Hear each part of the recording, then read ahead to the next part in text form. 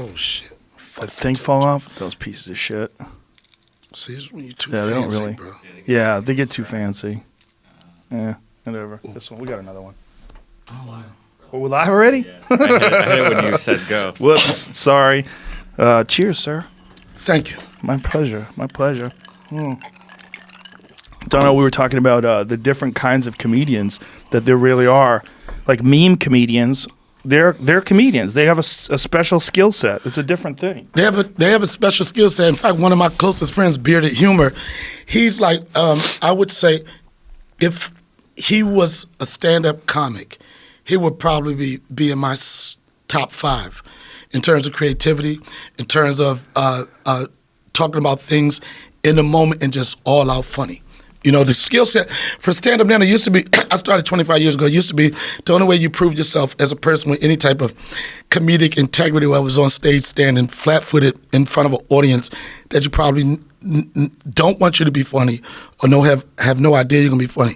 But these meme people in Photoshop, especially because our attention is so quick and so drawn to social media, people, I don't even know if people are as excited about stand-up as they used to be, and now it's excited about what's going to be the newest thing, what's going to be the hottest photo, the Photoshop, and what's going to be the hottest image. Well, that's the easiest to get, right? It's easier to get it on your phone. You get those images, the Photoshops and the memes that are funny that hit you immediately. But I think right now, I mean, especially when you go to the store, don't you think there's like more people interested in stand-up now than ever?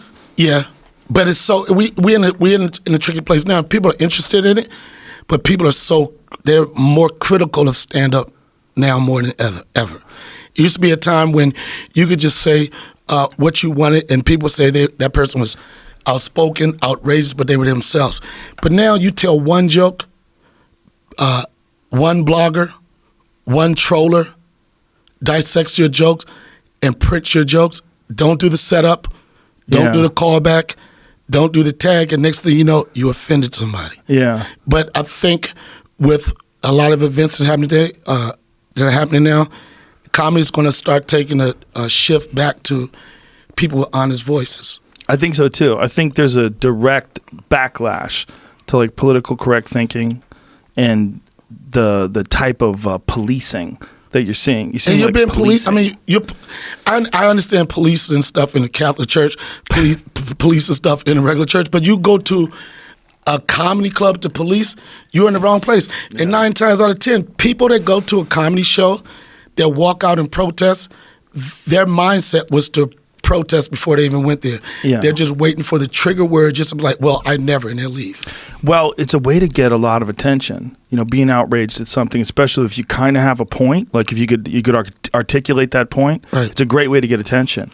With the people that the trollers and the people that I mean, there's a giant market for that. Like if you think of like if you're a comic and you're a famous comic and you're outspoken, you know, and someone could take your bit and take it apart like they've done with Chappelle many times, right? But Chappelle owns it so much. He owns it. I was just with him, and I've never seen a guy that flips hour sets over. Like he's just writing another 5-minute bit. That's weird, right? But the thing is now, I've watched some of his new stuff and things he's doing now. He's going to lead the charge for comedians having their voice. I did a show with him at the store recently, and at the end of it, he said, comedians now more than ever, you need to grab your balls because it's our job to talk about the things that are bad in this world. Yeah. And we are the best people for it. Well, it's the last line of free speech. It's the last real line of free speech because you don't have a real boss. Right. Like when you go on stage, it's no one gives you a single word of direction. Right.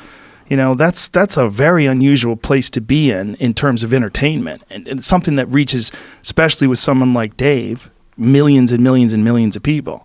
Every time he does a Netflix special, every time he does anything that's filmed, it's going to hit millions of people. Yep. To have no one telling you what to do, no one giving you any And then when input. they try to tell you what to do, you resist it and you do what you want to do. He's a real comic. He's a real But you have comic. that. I've been following you for a while. I've been in a comedy store for years. I'm always in the cut, and I've seen you do some material like, how the fuck does he get away with this? And I'm like, I know how, because he fucking owns it. And that's the whole I really thing. believe what I'm saying in a lot of ways. Like in other things, it's obvious that I don't really believe it, but I'm saying it because I think it's funny. And like, I think, I think comedy is for us. as much as people are like, oh, I need that laugh, I think for comedians, it's therapeutic for us too. Yeah, it is 100%. Can you imagine a situation, you have an argument with your wife or somebody, and you can't go on stage that night just to talk about how pissed off she made you? Yeah. That's our outlet. Yeah. So as much as people get stuff out of us, when you come to a show, we get now our psychiatric exam right on the spot. Yeah, also, like, you could complain about some shit, right? You can complain about someone saying something or something happened, or you could turn it into a bit, and you can get hundreds of people just dying laughing. Right. Like, I had some conflicts online. One of them with a bunch of vegans. They Conflict, so you entertain somebody. You try to be, you're like, I don't got time for that. I'm not going to entertain. But every once in a while, you just want to punch a troll in the face. Just hit him with a couple. I would read the comments. That was the problem. Is that occasionally you read the comments, like, holy shit! Like, people just want you dead because. Anyway, I had this whole thing in my act about chasing down the hashtag vegan cat. Right. Somebody wrote some mean shit to me, and then this hashtag vegan cat. I was like, what the fuck is that? I went there, and there's a whole community of people feeding their cats vegetables. And but in doing this and like tracking this down and and like it makes you realize, like, okay, I got to write a bit about this because I could just get mad. It's easy. It writes itself. Yeah, it writes itself. I could just get mad and be upset that someone's being mean to me, or I could turn this shit into fuel. Or you could just go fucking just destroy the whole vegan community. There's nothing. It's nothing wrong with vegans. It's just, the problem is the same shit as every other group. I don't really know too many vegans that aren't assholes, bro. I know some vegans that aren't assholes. I don't know. Rich Roll, he's a great guy. My John friend Joseph, he's a great guy. Neil Brennan, he's a vegan. He's an asshole. I think he's a little bit of an asshole. Oh man, Neil Brennan is a motherfucking prick. What are you He's so talking funny, about, man? And you can tell when people are turning to when the asshole is embodying them. Yeah. Especially people wear glasses because they have like million different frames. Ooh. That's when you're at the next level of being an asshole, when you switch your glasses up. But Neil Brennan is a vegan. He's one of those. I don't think vegans should be allowed to go to a barbecue. And complain. They all come to a fucking barbecue. They got their patties. They're upset if you've been cooking meat on a grill that was designed to cook dead animals. Yeah, that's what it's there for. They get upset. So all vegans are assholes. I'm sorry. It's not all of them, but I see what you're saying. All the ones that I know. And then because when they make their transition, they can't just become vegans. They just gotta let you know I'm vegan now. They can't wait till you say dinner. Is it vegan options? It's vegan. They just can't do it. They gotta make an announcement and they gotta let everybody know that I'm a vegan now and I'm an asshole. They think they're saving the world. Yep. And the worst is a vegan that always gets colds. Yo, whenever I see Neil Brennan coughing, whenever I see him cough, I say, so how's that vegan life going, you fucking flu-having ass motherfucker? I always say that to Ian Edwards. I'm like, dude, you look tired. You look exhausted. I take pictures of Ian every time we fly together and he falls asleep. I take pictures of him, Ian just sitting there. I'm like, look at Ian. Some motherfucking protein, get some man. goddamn B12 in your diet. Get a steak in your motherfucking diet. He said he would eat meat, but he would only eat elk that I killed. He said he would eat some elk meat, so I'm gonna cook him some elk meat. We should film it. He'll probably like bounce around like super person. Like he's been eating nothing but lentils for the last 20 years. Elk, where does one go to even shoot an elk? Utah, Colorado has a lot of them. There's some of them in California. How do you transport? Is there a loss? Can you transport your kill, or you have to break it down wherever you kill it? You have to have first of all, you have a tag, and then when you have a tag, you're allowed to get a certain kind of animal. So say if it's like you have a buck deer tag, that means you can kill a male deer. And then once you kill it, then you break it down and you either bring it to a butcher shop and they turn it into cuts for you, or you could do it yourself and wrap it up. But you have to have a tag. You have to register that you killed that animal. And you have to keep that with you, that paperwork with you. So if you transport the meat across state lines and some game warden pulled you over and said, you have a deer in your car? And you go, yes, I do, sir. And he's got to see that you have the paperwork for it. I don't want to sound racist at all, but I don't know a black person that could tell that story that you just told about killing, butchering up, and transporting a dead animal. Yeah, that's what you have to do. That's how you do it. You got to put them on ice. I mean, you have an obligation to try to save the meat. You know, when you have an animal and it's down, you want to get it into like a packaged form as quick as possible. You want to break it down. Sometimes, dude, sometimes people hang things. They hang things in their garage in the cold. Too soon. When you mention the word hanging, all I think about is Jesse Smollett.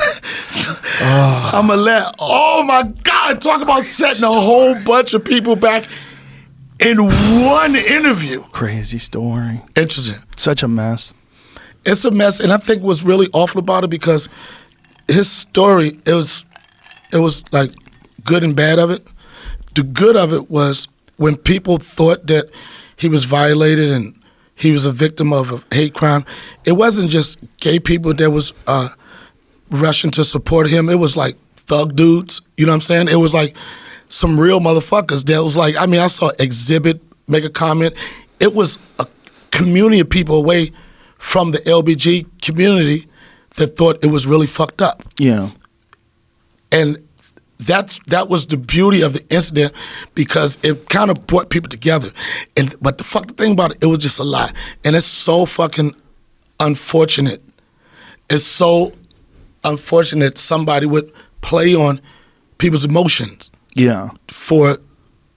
Or to benefit themselves. It's awful. Well, there's a certain narcissism that exists in show business that I think you and I both know very well. You know, we've all seen it, and thankfully the people that seem to be the best, for whatever reason, they have some of the best handles on it.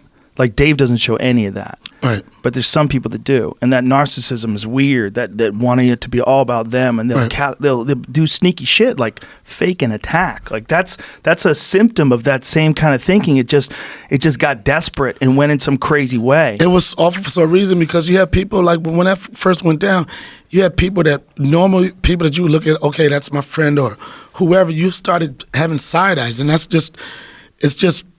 it's so messed up. And I think also it's messed up as much as people rode for him when they thought that it was an injustice or everything, nobody's really talking about it. Nobody's addressing it like, you know, this is our movement. These are things that we're trying to progress toward. But this was an isolated incident and just say how awful it was. You know?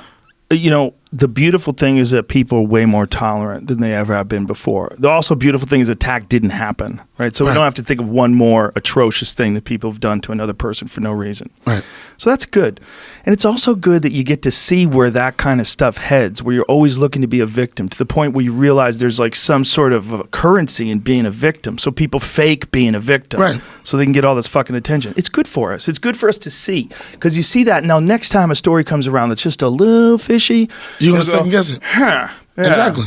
It's like the boy who cried wolf, and that's what's unfortunate about it, because anytime someone says that they were a victim of such a heinous crime like that, you want to believe them. You want to believe them the minute they say it. Yeah. But with this incident, it makes you start second guessing the thing, and that's another thing that was awful about the whole thing. Well, and all the smoke he's getting right now that he deserves, because I've been tearing his ass up on Instagram. Yeah. On everything. He deserves every bit of it. He knows he deserves it. Everybody knows he deserves it. I read a story once about this dude who said that he punished his daughter by making her sit in the backyard by a tree, and then he went out there an hour later and she was gone. And he suspected that coyotes got her. And I remember thinking that story going, man, that just does not sound real. That does not sound real. It just seems weird. Yeah, this guy left a baby in the backyard and coyotes got it? Like, really? Well, it was like a not walking or anything? Well, he left the baby, like, to punish the baby, like a 2-year-old. Left it in the yard. Well, it turns out he really didn't do that. The kid died, and he'd stuffed it in some drainage ditch somewhere. So this, I don't remember how the kid died and what was the reason for it, but it was one of those stories where you hear the story like, Jesus, this doesn't sound real. Sometimes stories don't sound real. Yeah. But the next thing, we're going to be second guessing everything. Well, I hope not. But when it first went down, I thought it was a situation where Lee Daniels and Jesse sat down in the writer's room, and Lee Daniels like, anybody got any ideas for any new episodes? And just like, I got one, nobody's ever going to believe it. Look, I'm going to be hungry as shit, right? I'm going to go to Subway to get a 12-inch foot long. And Lee Daniels like, I believe that. I believe that part. And then he went through the whole story. And Lee Daniels said to him, nobody's going to believe it. Jesse got upset and told Lee Daniels, we'll see, I'm going to shoot it myself. And he walked himself into that whole scenario. And it's just awful. That's entirely possible. That's what it sounds like. It sounds like now you're going to say, now anybody that was a fan of Empire, which I know a lot of people that's listening were, being very sarcastic when I say that, they're going to be like second guess the storyline of so many of those shows, the storylines of everybody who ever said that they were done wrong or anything. The awful thing about this is now people are going to be ready and quick to just second guess anything that you say. Yeah, that's a fact. Until we can read each other's minds, till we can find out for sure. That's going to change the whole game. Being able to read somebody's mind? Yeah. That's definitely going to eliminate a lot of street fights. Most of them. I mean, you talk about your imminent danger senses are going to be 100% if you can read somebody's mind. Yeah. Yeah. I don't know if I would want to do that. I do. I like having secrets. I'm all in. I like having secrets too, but I like going all in. I think all in. I think it's just inevitable. We were talking about it in the last podcast about there's something they're going to be able to shoot into your neck. What did he say? The way he described it?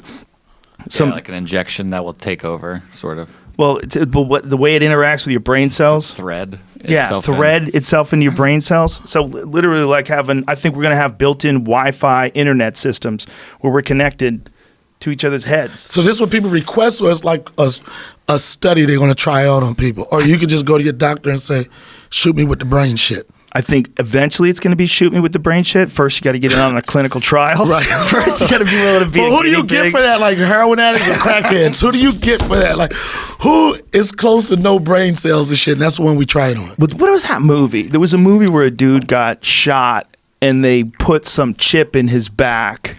Upgrade. Yeah. And it did that to him. It turned him, he like had access to all the information. He knew martial arts. He knew how to move. And everything was happening like he was basically like a supercomputer inside of a person that could do everything. Artificial intelligence is right down the line. Dude, they're talking about this shit, shooting it into your brain. We're going to share a network. We're all going to be on a network. Well, there's going to be a lot of white people joining that effort because black people don't fuck with needles, bruh. We don't do none of that. Unless it's heroin, we don't take out needles like that, bruh. I'm telling you say that, but how many athletes are on steroids? Yeah, but that's a different animal. I'm talking about the average black dude. I know. That's Brooklyn, true. Brownsville, or Watts or something like that. Yo, I got this new brain shit we injected through a needle. They gonna fuck you up. They don't want to hear that shit. That's hilarious, and that's probably true. I mean, how many people are going to try that? Like, who's going to be the earliest adopter of getting a shot in your neck that lets you read everybody's mind? And then what are you going to do with it? It's an interesting thing. It's going to fuck our job up, man. Because like half of what we do is say shocking shit that people know is kind of true, but you can't believe you're saying it. And then you'll have people in the audience like, oh, not the old went to the subway joke coming up.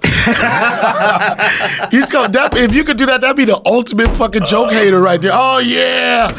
Two guys walking the bar. You don't got anything other than that? Nah, I think I'll have to pass on that. Keep it raw. Yeah, it's going to be weird. When would you get it? Like, would you want to be the first comedian to have it? No. You almost want to be a fool who doesn't have it. If you want to be a comedian, yeah. I want to watch other motherfuckers do it first. Yeah. I'll sit in the back. But the problem is they're going to fucking take over like finances like instantly. They're going to, as soon as they upload their brain, they're like, I'm just going to get all this money. I'm going to figure out a way to get all this fucking money. And then by the time you shoot it into your head, they've already got the system locked down. But see, you have different level of people that you hang out with because your level be like, well, how are we going to get the money? But my level be like, yo, we got this brain shit. How we going to get some ass off of this, dog? You can get it. You'll be more If clever. you can read a broad mind, you get all the ass you want. All of it. Yeah, you would know. But then it wouldn't be fun. Like half the fun is not knowing if somebody likes you. Right? You don't know what's going to happen here. Is this going to work out? What was that movie with Mel Gibson where he could read women's minds? What women want, and they remade it right now. It's coming out. I've seen the billboard with that's hilarious. Taraji Henson and Tracy Morgan. That's hilarious. Tracy Morgan. I had a conversation with Mel Gibson the other day on the phone. It was one of the weirdest things in my life. I'm just happy to know I have friends that could say that. So you have a lot of sentences my friends can't use. Yeah, you know how you kill an elk? All right, here's the difference between a buck and so. You got to trigger it one time. And then it's like, oh, in the couch, yeah. So I'm on the phone with Mel Gibson the other day. I was on the phone with Ray Ray the other day, bro. Well, I'd rather be on the phone with Ray Ray. More interesting. But it's not bad to talk to Mel Gibson. It's like, okay. Right. He's a dude. He's a guy. He's Mel Gibson. He's Mel Gibson. But you go like, fucking for real? Like you're talking to him, you're like, for real? Is a real conversation with Mel Gibson? Yeah, that would be very interesting. And I've never run into him. He's a super nice guy. He did a podcast to talk about the stem cell doctor that helped his dad. Oh, yeah? He came on for Dr. Neil Reardon. He's this guy in Dallas that treats people down in Panama. He's got this radical stem cell therapy that you can't get in America. And it fixed Mel Gibson's dad was 92 and he was in a wheelchair. And now he's 100 and he's walking around. Like What's the issue with stem cell situation in America? Because I don't hear too much. The last time, and I'm not probably as knowledgeable as you are, but wasn't Christopher Reeves trying to promote more stem cell research? I'm sure he was. Yeah, he had that spinal cord injury from a horse accident. He was doing those horse jumps. Yeah. South Park thing, remember? I don't remember. You just took it to the next level. They're like eating dead babies to like get the stem cells. Like 12 years old. As soon as you said South Park, I was like, this is going to take a bad turn. They go bad. Yeah. Remember that episode about rape on South Park? They don't give a fuck. They are the best. They give a shit. No, they're also pushing the boundaries. Like Unfiltered. They're the ones out there that are promoting like ridiculous, preposterous comedy that's completely offensive but brilliant. That's one of the things that when we were doing the Chappelle show, one of the things I appreciate more than anything about that show was how it brought people of all races, all backgrounds together to do the thing that we all should have in common, and that's to laugh. And also to not push the button, but touch on racial stuff without having an angry undertone. And that's what's so fucked up about America now. Whenever you talk about race, it feels like one side, somebody has to be tense. Yeah. You know what I'm saying? It's never like a comfortable state. It's never like, and I know things are intense, but we have to be able to laugh first. Once you get people to laugh, you can talk about whatever you want. And then even if a person is not in agreement or have the same thoughts, at the end of the day, you should be able to respect that person. And I think those same people should be able to share a laugh. Yeah, and there was a fun, silly, non-aggressive quality to the way you guys put together sketches that got the point across, and everybody laughed. Everybody laughed. And when I joke to this day, when I travel, when I do my audiences, it's interesting because, of course, you would think that I'm going to draw a certain audience because I'm black, which I am, and I do. But it's weird. I could go to places, and it's straight up like Dave called them the muddy boot motherfuckers. You know what I'm saying? Like the muddy boot motherfuckers, the muddy boots, they got John Deere. Right. You know what I'm saying? They know all that elk shit you talking about. Yeah. You know, them John Deerers know all that John shit. Deeres. They probably call it right now and say, no, Joe, I think you got that wrong. You got to cut the heart from the ends. You know you got to go left to right. You know what I'm saying? Mm-hmm. And I notice I have those people, and then I have hood people. But it's just interesting when you can look out, and this is what that show did, when you can look out in the audience and you say, you have all of America there. It was the best sketch comedy show in the history of television, I think. I think In Living Color is very, very, very overlooked. People forget how goddamn groundbreaking and groundbreaking. It was right, and both of them, like, it's wherever I go, people always bring it up. It was a big point in my career. But I was like, I don't know if it happens every 10 years, every 15 years, it comes a time where the audience wants something different. Yeah. They sick shit watered down. Yeah. Same way when In Living Color, same way when Def Comedy Jam came out. You know, you didn't see a lot of black stand-ups on TV, but they had this underground circuit that was bubbling, and it was the right time. When they pulled that, it was the right time. In Living Color comes around, it's the right time. Yeah. The Dave Chappelle show comes around, it's the right time. The Richard Pryor show, even though that only lasted 3 or 4 episodes, it was the right time, and it caught on at the right time. Yeah. In terms of like groundbreaking sketch comedy shows, though, like that KKK bit where he had the Bruh, blind. let me tell you something. Do you understand? In the history of sketch, nobody has premiered a sketch show and came off so hardcore the first night. As hard as it comes. When they ended that shit, when we asked why. Why, after all these years, would you so? It was like, because she's a nigger lover. I was like, that was one of them joints. I'm like, wake up everybody, no more sleeping in bed. I knew from that moment that this show was going to be on the next level of shows. Well, he was free. It was so many, when we did, funny thing, a lot of things I was a warm-up comedian for a Chappelle show. So whenever you saw a Chappelle show episode, and if you notice that whenever I came on screen, and I'm not being cocky, people would go nuts. They'd be like, oh shit. And the reason was because I was the guy that warned the audience before Dave came out. Oh, okay. So I knew if I go gut the room out at the beginning, nobody knew who I was or anything. If I rip that at the beginning and then when they see me on the screen, it's gonna be big. Of course, yeah. And that show, man, it was just a lot of things happened on that show. People like the Rick James sketch. The day we played that during the wraparounds, man, that shit hit so hard. I was like, this shit is fucking crazy. retarded. Crazy. The funny thing people don't know is that Comedy Central did not like that sketch. Comedy Central, that's funny. Comedy Central didn't like the sketch, and Comedy Central didn't think Charlie Murphy was funny in it. And we ran that shit just to let you know the direction people think. I watched that shit 6 times, and every time you heard Dave say, I'm Rick James, bitch, it was guts, son. It was guts, son. Yo, what did the 5 fingers say to the face? Blow! When's the last time you had a sketch was getting kids suspended in school? Right. People was going to school to their teachers. What did 5 fingers say? Bah, I'm Rick James, bitch. All right, Tommy, you suspended for a week. You and Dave Chappelle go to the fucking timeout room. Is one of the most iconic sketches of all time. How wrong was Comedy Central? I mean, not just a little wrong. All the way wrong. All the way wrong. Like almost like suicidal. It was like, But then it goes to show, you know how you have a vision with something. You see it. Yeah. Everybody may not see it. Well, that's the problem with working with executives too, right? It's like their vision's different than your vision. They like to shape you in a certain way. And, and I know Dave ran into problems with them wanting them to change language so they could get more sponsors. Yeah, I think that was an issue. And to be quite honest, I don't know exactly what happened. Everything is speculation. You never talked to him about it? Never talked to him about it because the reason why I never talked to him about it, because I didn't need to talk to him about it. You know what I'm saying? That show was great for me. It was a great platform for me. And then it was more important, my friendship and how he felt away from that was more important than, so why'd you leave? Right. Where'd you go? Yeah. The first time I saw him, I'm like, as long as you're okay. Because this could be scary for anybody. One of your closest friends, somebody you work with, all of a sudden just goes to another country, you don't hear from him, Yeah. But when I first saw him after that, like, I was excited and I was just like, whatever it was, we had a moment.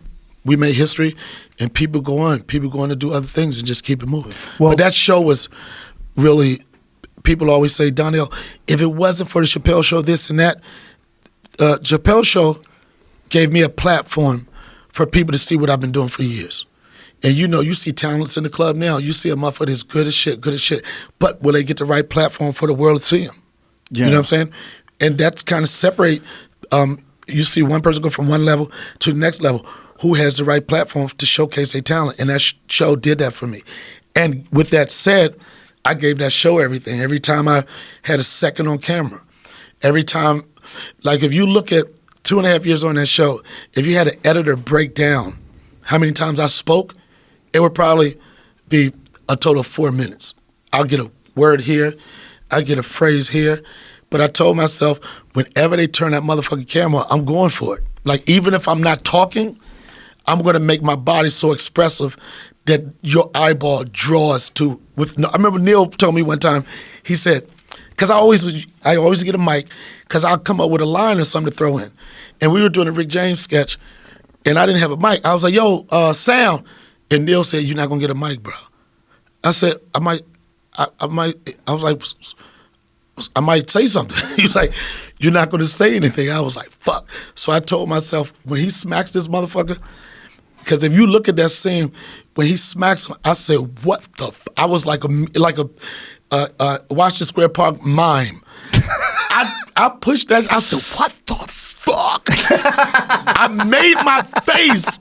He didn't give me a mic, but I said, what the fuck with my face. And I always, as people always ask me about that show, and as be young actors and stuff like that, talk to me, what do you need to do? I was like, with anything, the best thing to do is figure out a way to get on a set. You get on a set, you do background, you learn. you get opportunities. You got to be around it. You got to get a skill set. But when it's time to show up, you got to show up. You have to show up. Motherfuckers talk a lot of shit. I want to do this out there. And then when they say action, motherfuckers ain't ready to show up. And every time motherfuckers say action in any situation, you got to show up. Well, you have a great ability to express yourself on stage and on TV. Some people feel uncomfortable. They just like to be cool while they're telling the jokes. Right. Like some people have that style. Like your style is big, you know. I appreciate, you know, you ever see Jim Brewer? Yeah. I saw Jim Brewer, like, the first time I saw him, we were real young. Young Jim Brewer? Yeah, we were real young. And my manager, Jason Steinberg, says what's up, No, too. tell him I said what's up. No doubt. When I first saw Brewer, he's so physical. And I remember thinking... You get tired watching him. I know. You like, I remember Jim Brewer, like, Boston Comedy Club days. Yes. I mean, that's why when you mentioned his name, I was like, which Jim Brewer are we speaking of? Young Jim Brewer. I mean, even today, our dad, Jim Brewer, today, I mean, he's still real energetic. But man. I'm telling you, when I tell you, I saw him in his super prime. He was a murderer. And he destroyed shit. Bro. Like, shut the light. Like, who's going to do anything after that, you know? Who? Dude, I ate shit following him once. Right. One of the worst bombings of my entire career. I was headlining and Jim was middling. We were working together. We did And you know, Millen is a prime spot to fuck somebody up. Prime spot. That's a prime spot. 2025? We had a good MC too. So the MC was like, got the crowd really popping. And then the middle came on. And Jim just ripped the place apart. Right. He ripped it apart. And I was scared. And I had a blown out ACL at the time, and I was wearing Cavariccis. I was wearing like sexy pants. Oh, shit. Like that thought, I don't even want to think of that thought. I'm like, too much information. Pause, son. They were these stupid pants that people wore in the 80s, man. They were tight at the top, and they flared out a little on the like legs. MC Hammer pants? Almost like a little bit. They were pathetic. I can't believe I ever owned them, but they were in style. And I don't even believe I have that. That's what I have that That's image what in they my look head. like. Oh, yeah, man. look at that, bro. Seriously. You're not shooting no elk in them motherfuckers. No, you're not. I think mine were probably jeans. That's the jeans awful. ones like that. Like, see the far left in the blue? Right there. Bam. Yeah, mine's That's like those. awful, bro. Terrible. That's awful. How can I wear those and have a straight face? And then I had like some nice dress-up shirt on, and I just ate plates of shit. But it made me rethink my whole act. Yeah. Because it was such a humiliating bombing. You know, because I knew that the audience was right. I wasn't being funny. I was nervous. But those are the and moments. scared. Think about it. Those are the moments that make you. 100%. And like now, I see in comedy, like I go to some clubs, motherfuckers trying to do the lineup kind of soft, like, well, we can't put that person in front of that person because they won't be able to follow it, blah, blah, blah. But it should be a point like when I started, like the baddest motherfuckers in the game, they went on stage. Yeah. And if you was a new jack coming up, how are you going to have a defining moment in comedy? You got to go behind somebody. Anybody can do. If you got a hot room, everybody's doing good, but put that shit behind where you got a motherfucker like a Bill Burr comes in the room, and just goes and fucks it up. What are you going to do? Flatlines it. You got to stand up. Yeah. I did a tour with him, Bill, and it's so interesting because I know they have one of those podcasts where the theme is, have you ever had to come behind a destroyer? I forget the podcaster that does it, but Chris D'Elia If you ever had to come behind... a story of coming behind someone that just demolishes. going on after them. Oh, okay, yeah. I think I saw Chris D'Elia do once. He said me in it. But when we were doing Chappelle show, after the second year Chappelle show, we weren't really making a lot of money on Chappelle show because the show still hadn't been proven. You know how something if you got a contract, you got a contract. That's it.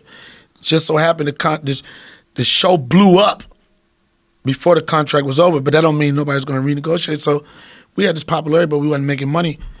And I came up with the idea of doing a tour called the I'm Rich Bitch Tour. And at the time, Charlie was Charlie Murphy, like anywhere he goes. At the time, Bill Burr was a headliner probably at the time in B rooms, you know what I'm saying? And this is no disrespect to him, but he was on the come up. Right. But when you saw Bill, you knew this motherfucker was going to be next. You knew he was going to pop it. But we still wasn't getting no cash. Charlie had never told jokes. And I was like, how the fuck you around all these comedians you never been on stage? So I used to bully him. You know, he tough ass motherfucker, rest in peace. But I was like, yeah, you so tough motherfucker, but not with a microphone in your hand. And I bullied him so much that he finally went on stage. And Charlie, the tour was Charlie would MC. And all we needed him to do was 10 or 15 minutes. At the time, me and Charlie, outside of Dave, were two popular people on the show. Bill Burr had a couple of sketches, but Bill Burr didn't pop off of the show. And I was like, but if we're going to do this, let's have a fire show. You know what I mean? We could have put somebody weak in the middle. I said, let's give them a show that they won't ever forget. And Charlie used to come out, do 10 or 15 minutes. And I tell people, they always like, who's the toughest person to follow? But Charlie would go out, do 10, 15 minutes, and Bill Burr would come out and do 20 to 25. And then I came behind Bill. Not one night, for a year. A whole year. And Bill Burr's the type of act, you have no days off. You have no, any of that. Any little inkling of being off, you was gonna hear, yeah, I like the show, but the white dude was funny as a motherfucker, you know? And you could tell at that time that Bill Burr was gonna be a star, whether it would have been movies or television, but as a stand-up, you know, he was one of the, pound for pound, one of the dopest to do it. And that tour went on for a fucking year. We had a blast. Yeah, Bill's brilliant. I got to work with Charlie we did this Maxim tour. We did like 22 dates. Yeah. Me and him and John Heffron. We traveled all over the place. Was it when Charlie was starting to do it, or was he kind of He's like 2 years in. He was 2 years in at the time. And you know, people understand how tough it is to start as a comedian. As a famous person. As a comedian, that you're basically your open micer just selling out all across the country. Yeah. And not only that, but you're Eddie Murphy's brother. Yeah. So you got to fight past all of that shit, creating your own identity. You know what I'm saying? Like, I could not imagine, like, the heat he probably had. Yeah, but he ain't Eddie Murphy. Right. He ain't Eddie Murphy. And that's one of the things that when Charlie passed that I really appreciated about what the Chappelle Show did for him, because when he passed away, nobody said Eddie Murphy's brother died. Right. Everybody was like, Charlie Murphy passed away. So he had his true identity, and that was Charlie Murphy. Yeah, and that was one of his bits. You know, does it piss you off when people yell, Charlie Murphy? And he goes, no, I'm just happy they're not calling me Eddie Murphy's brother anymore. That's funny. I remember that. That was like, at that time, that was a joke that addressed it, and it was kept, and he found himself. He got better. Yeah, he got better, and then he carved his own lane. He carved his own lane. Dude, I was with Maurice Smith, who used to be the UFC heavyweight champion, and Ivan Saliveri, who's a guy who fought in the middleweight division of the UFC, and a couple other professional fighters at a table with Charlie Murphy. And Charlie was explaining how none of these motherfuckers know how to do a Chicago ridge hand. What, he was like talking about some karate shit. Oh, he was big on the karate shit. But it is like Charlie Murphy's holding court, standing up, while these UFC fighters are standing back. And Charlie Murphy's talking about ridge hand. And he knew exactly what he's talking about, right? Yeah, he knew how to fight, for sure. And he knew martial arts, man. He was big into it years. In fact, he used to be Eddie's bodyguard when Eddie was like right at the height of his stuff. But Charlie was like martial arts, but everything that he said, it was the truth. You know what I mean? You didn't feel it like, oh, this dude is lying. Everything he said, it was the truth. And one of the most genuine people you want to meet, man. Yeah. Just a dope guy. Yeah, his karate lineage, like he has some sort of a connection to some of my friends. I'd have to ask them, but he was like a legit martial artist too. I saw one video of him in a martial arts contest, and it was, I don't know. And I always told him, I was like, yo, you knocked a 14-year-old out, right? I don't know I don't know if it was a weight or whatever it was. And I was like, yo, that was a fucking kid you just knocked out. He was like, yo, anybody in the ring could fucking get it. But he was Why are they putting kids in with him? I don't know. I saw the video. He never wanted me to talk about it, whatever. I used to bust his balls about it all the time. I could tell being around him that he legitimately knew how to fight. Yeah, you could tell. The way he carries himself. Yeah, he just had that scowl. He just looks like that. But he was one of the nicest guys, man. He was so fun to be around. Like, in not knowing him at all and then traveling with him for 22 days, we had so much fun, man. Oh, man, the stories. All just laughing and silly and super friendly. And all he wanted to do was, man, just have a good time and laugh. Yep. That's all he wanted to do. And talk shit. And talk shit to me all the time. And was so happy to be able to do stand-up. That was a big thing for him, that he could do stand-up and travel around. I tell him all the time, I say, I birthed your career, dude. He did. Like, I bullied him into this shit. He did. That's hilarious. But he did it. But you could tell, and I've been around him and I've been around his family, and you could tell when he was growing up, he was the guy that always had the center of attention. Yeah. You could just tell that. Yeah, you could tell. Yeah. He knows how to hold a story. Yes, he does. That was a hard one, man. When he passed, I was like, oof, I didn't know he was sick. I had no idea. You know, it's interesting that you say that because I had to continue to do shows, do radio interviews and stuff. And the thing that people kept saying was, he was so young. He was so young. And he was young, but I don't believe that we're all going to live to be 80, 90, 100, you know? Only thing we all guarantee when we're born, we have our born date, we have that dash in the middle, and then we have the end. And it comes down to what the fuck do you do with your dash? Yeah. How hard did you live? What did you go for? What inspired you? What motivated you? What did you do with that dash? Who the fuck gives a fuck about living to 100 and you don't have a passport? You haven't been outside of your block. You haven't never been on an airplane. What are you doing with your life? And I know Charlie from the point of being in the Navy to being with his brother, seeing his brother reach a certain height of success, being interested about it, interested in the business, but, you know, kind of in there, but never really made your mark. And then you get a platform that you become and get your identity and shit. That's the dopest shit. Yeah, it's one of the best kind of success stories because it doesn't happen automatically. It's that Frank Sinatra and I did it my way. Yeah. And it's like, you know, people say what they want to say, but he put the work in. That I remember when I think the movie Eddie did called Norbit, right? And it came from a joke Charlie had. The start of that movie, and I think him and Eddie was talking whatever, and then you know how that could be could be a movie. And motherfucker Charlie called me and said, "Yo, man, I think I get this movie deal." I said, "What you about to do?" He said, "I'm about to go lock myself in a hotel for 30 days and write this motherfucking movie. They already gave me the money." You know what I'm saying? And I'm not talking about somebody, I've been writing this movie for 6 months or whatever. It's like, I'm about to go block everything off and write this shit. And no matter what anybody wanted to say about how good the movie was, what the critics say, anybody in this business, if you can do something where it goes from a thought and it goes to the paper and you can execute it, how many motherfuckers can do that? They don't do that. People talk shit all the motherfucking time. But then you say, how many you got in the can? Yo, I write movies. Give me a script. Oh, hold on. I'm 30 pages in. You know what I'm saying? I'm 30. How many times you hear that story? Yeah, well, there's a lot of that going on. I got a great idea. All right, what is it? I remember this when Chappelle show was popping, and Ludacris gave me a lesson out of nowhere. I saw him in the airport, and I was on Ashy Larry hard. I was a rich bitch, man. So I'm like, looking at rappers like, we're even, right? So Ludacris comes to the airport. I was like, yo, Luda, right? He said, what's up, Ashley? I said, yo, can a motherfucker get in a movie or something? Because I just thought that's what you do. You just ask a motherfucker to get in the movie.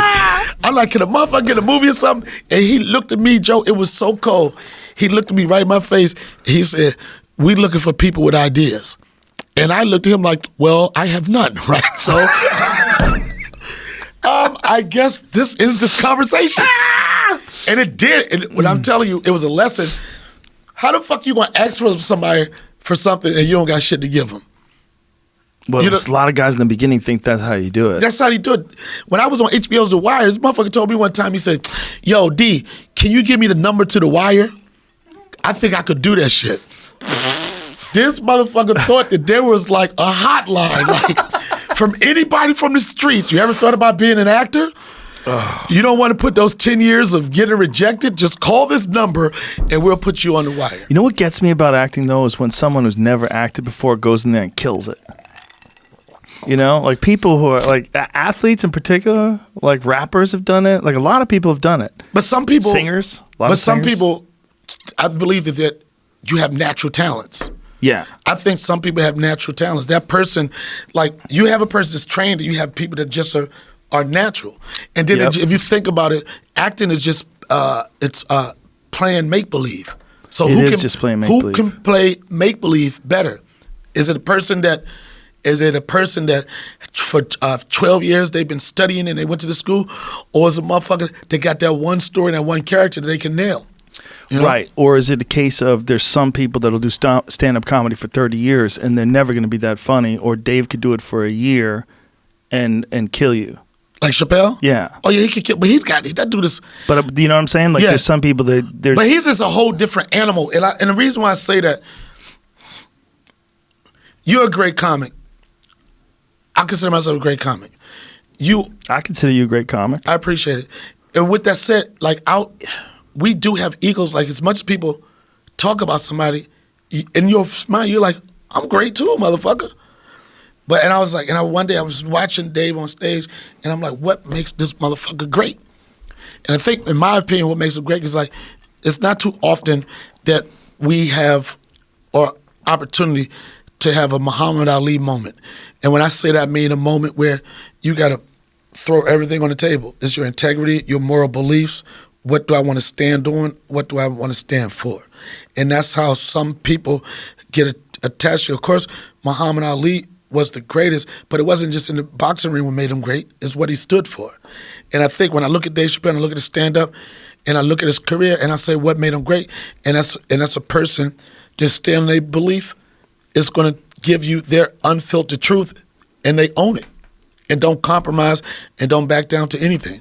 Well, he understands what's important about stand-up, especially the type of stand-up that he does. He has Having to have your voice. full freedom. Yep, that's how I've heard you say shit on stage. I'm like, that white boy must can fight. Certain white dudes, you like this. What the fuck just happened, son? Like, that motherfucker got some suplex or something. You know, he know how to hit you, like, you know, like in a certain part of your neck, and your whole shit is fucked up. You know, but those are people only. I was telling Tony Hinchcliffe. Yeah. He was doing this joke about what's the card motherfucker, the pedophile dude. Oh, Jared from Subway. Not Jared from Subway. He's got a joke about Jared. No, from he Subway. got other pedophile motherfucker. Another one? Who's the other pedophile? The other one, he's a big actor, big time actor. He had a Netflix show.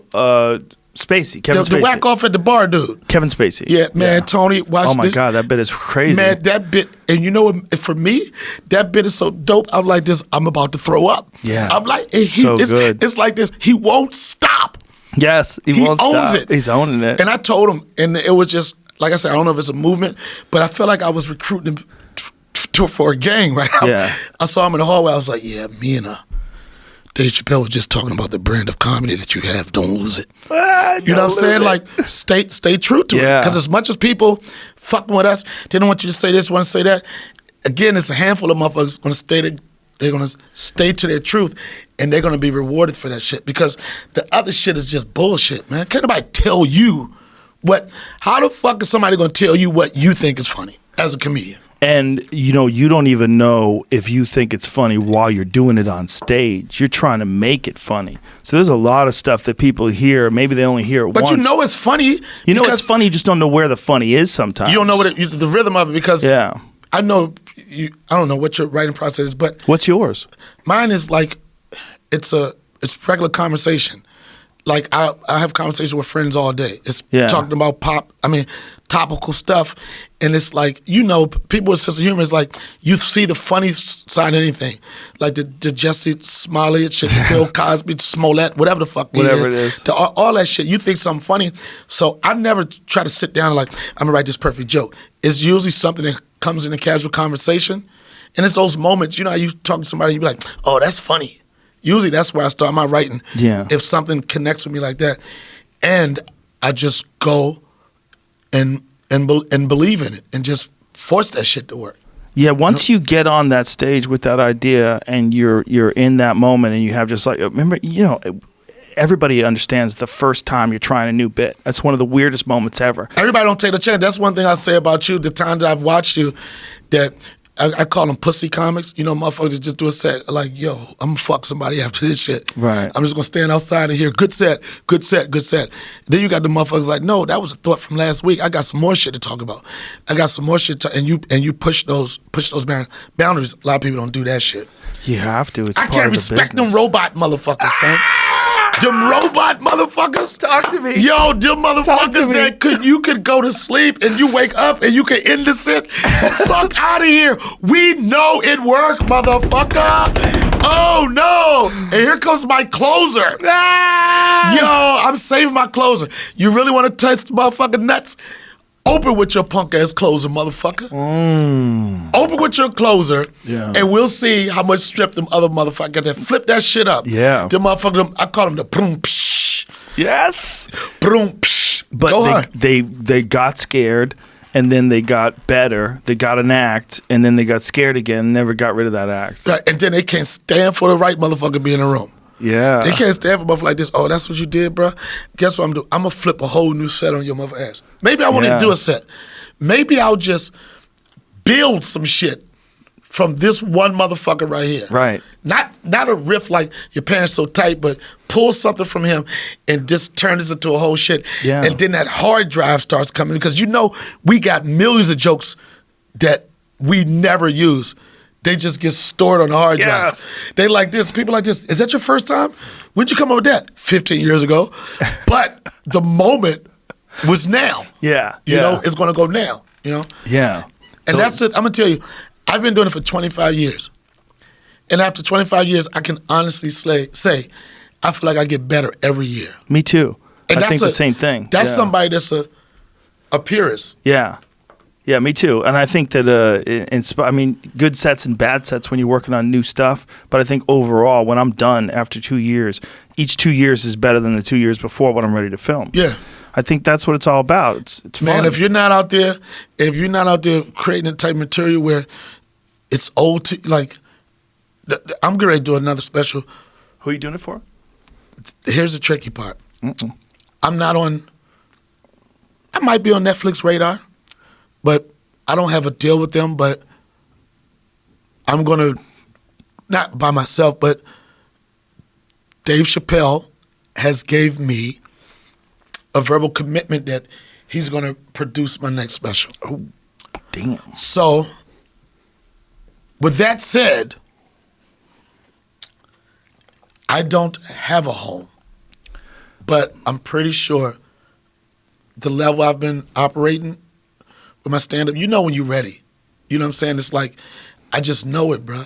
I just know it. I think the energy that I'll bring to a special right now, and then the energy that he would bring to produce it for me, it would just fucking blow up. And this is not something like, I'm not calling Dave up every day like, dude, you got to do my special. Every time I work with him, he was like, you got to let me do your special. I'm like, let's go, motherfucker. Yeah. So I feel good about that.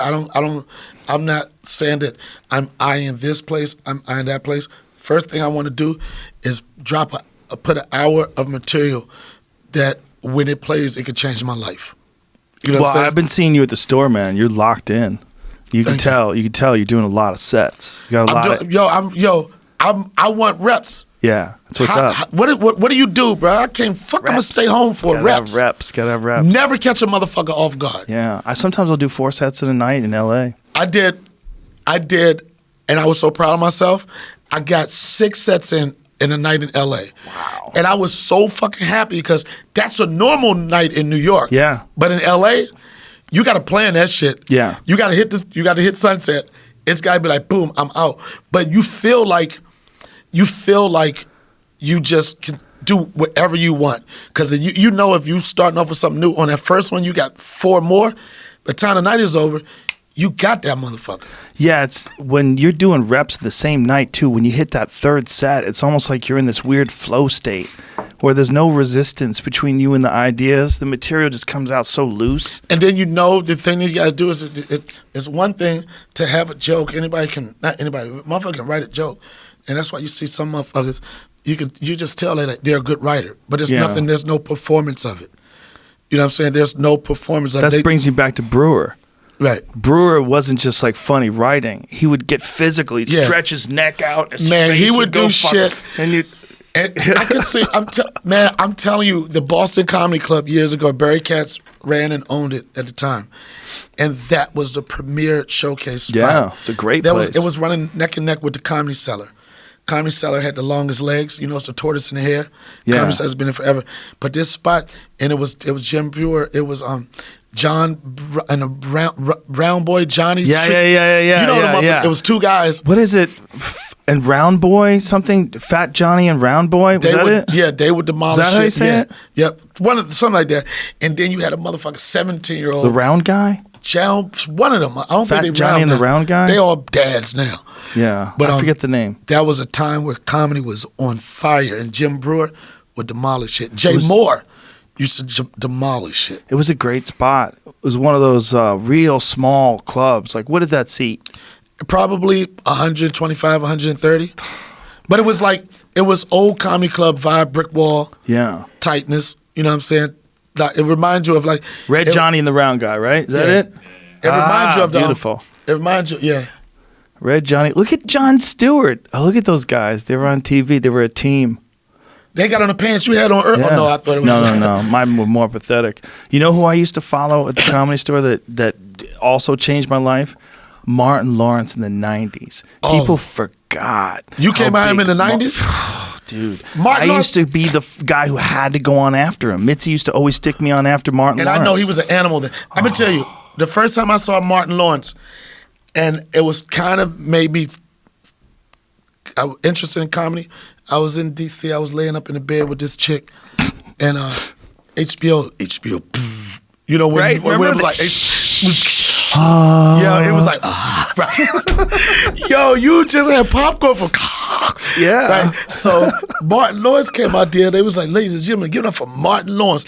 And he sees this little black dude, big ass ears, skinny motherfucker with all this energy. And this motherfucker opened line. He said, give it up for a brother making money the right way. He said, when you making money the right way, you can tell your lady shit like, shut the fuck up. I woke up, I was in the bed like, who is this motherfucker, right? He said, you can tell your lady shit like, shut the fuck up. People was like, woo, woo, woo. And then he said, after that, he said, and she'll shut up too. He said, she'll be like, you so crazy. And like, who has, come on, son, the first sentence, you like, boom. Yeah. And he ripped that shit. Yes. And if you was fucking with that shit, it was everything Martin did. That was a good time. He was going on stage with leather jumpsuits on, and I was going on after him. It was devastating. Well, you know you already going to make it or made it if you going on with leather jumpsuits and you hitting comedy clubs. Well, it was just people were getting up in droves. By the time I would go on stage, everybody just wanted out of the building. That was, and this is what I say. What year was that? 94. That was when? That's when specials were really specials. Right. There wasn't that many of them. That's when it wasn't that many of it. You had No. what? HBO was it. Yeah, HBO was it. And that was one of those specials where, like, and that's what I'm saying with the next one I do. You never can plan stuff like that, but the energy I want to have is the energy he had in that. It's like, this is going to change my life. And Yeah. that was the energy, and that's what you so crazy. You could just feel it. I can imagine when he was done with that, everybody came up like this. You know your life is about to change. You know, like Yeah. Bernie Mac Yeah. with I Ain't Scared of You Motherfuckers. Yes. You know the story behind That's that? an all-time classic. That's Do you an know the all-time story behind it? No. The story behind it, it was this comic from D.C. named Butch Burns. Butch Burns was a D.C. legend, right? He was a senior guy of all of us in D.C., Tony Woods and Joe Rector. He was a senior guy. So in Def Jam, nobody really knew what Def Jam was going to be. It was just a new show. So Butch Burns had a set, and he didn't do well. He bombed, like throwing chicken bones. I'm not saying this because it was a black audience. I'm just saying they was throwing bottles on the stage. They booed the shit out of this dude. Martin couldn't contain the audience. Martin couldn't do anything. It was just one of those things. You ever seen a room that's so fucked up that can't anybody do anything, and the only thing you're saying is, okay, just let me go on. So Butch Burns' career was dead. He's leaving, going up backstage, and he talked to Bernie Mac. Bernie Mac said, listen, hold your head up. He said, the sun's not shining on you today, but it'll shine on you again. Just hold your head up. You'll be all right. And next on deck was Bernie Mac with an audience that was uncontrollable. Martin couldn't do anything. It was just like this, nigga, you on your own, right? It was one of the moments. And that's where the phrase "I ain't scared of you motherfuckers" came from. That wasn't in his set. It was a real motherfucking comic figuring out what he's gonna do in this moment, and he had to kick. Let me hear this. Give me some volume. I ain't coming for no foolishness. No, get it from the beginning. I ain't scared of you motherfuckers. Right out the gate. Rewind it. I'm gonna tell you Rewind something. it. That's what I'm trying to tell you. I'm telling you I the ain't history. scared of you motherfuckers. Rewind it one more time. Okay. All right, stop it. Can you pause it I for ain't 1 second? Now, this is after a motherfucker's career was buried. This is after Bernie Mac. He came on the year before that, and I think he thought he was dressed too old. He had like a Steve Harvey suit on, so he wanted to appeal to the youth a little bit more. That's why he got the graffiti thing. And he's backstage saying like, "This could change my career. Another motherfucker's career is over." And this is a real comedian. This first line out the motherfucking box. I ain't scared of you motherfuckers. I'm gonna tell you something straight off the motherfucking press. I ain't coming for no foolishness. In New York, goddammit, y'all motherfucking women look good. Y'all like a bacon and egg sandwich look good. But I love sex. I love it. Can't do shit Look no at more. their face. They bored. And I'm Right blessed. together.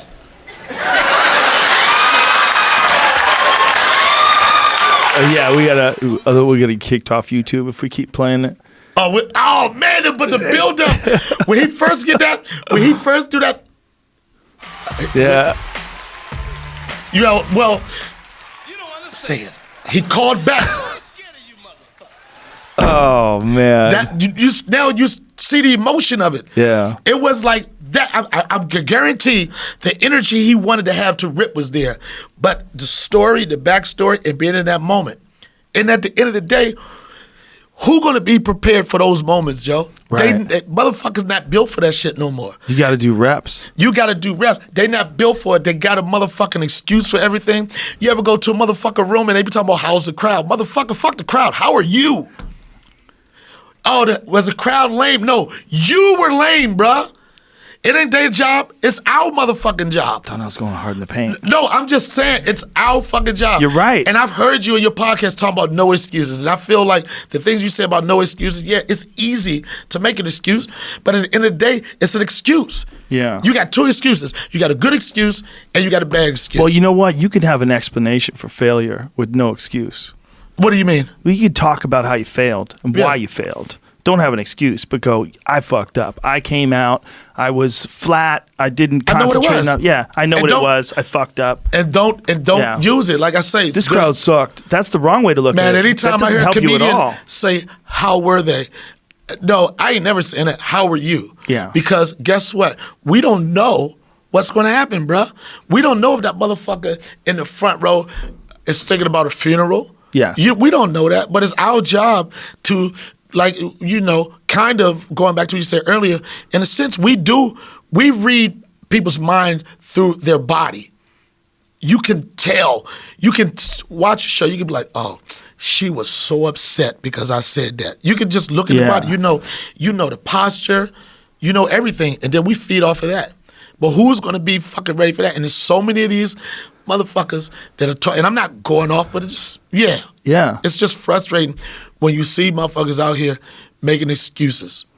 Well, it's not good for everybody that's around them. That's also part of the problem. See, when a guy like you is around me, or a guy like Tony Hinchcliffe, or people who are just going for it, who live in the comedy life, like you're always writing new material. That's empowering. I want to be around you. I want to talk. I can't be around the Yeah. motherfuckers that talk bomb. You know, it's Yeah. motherfuckers. I've been around motherfuckers that got more bomb material than they got real material. Yes. You know, motherfuckers got what you do? I did my bomb set. And they're waiting to just one joke don't work and be like, oh, and then they slide into their bomb and shit. They bomb set. Don't have no bomb material. Who the fuck writes material to bomb in? Yo, in case they throw tomatoes, I got the old tomato bit. Like, my uncle grew tomatoes back. That's why that's not going to hurt me. Yeah, Go that's hard or go home. Yeah, it's a ridiculous idea to have a set that you do when the audience is shitty. I mean, you do. You know, you got certain shit. If something come your way, you can bounce off. But I'm talking about these motherfuckers actually write. Yeah. Like, oh, that's ridiculous. Like have in the event that I bomb, it's going to go that way. Fuck that. They're bombing bits. And I just like, I'm a person that just loves doing it.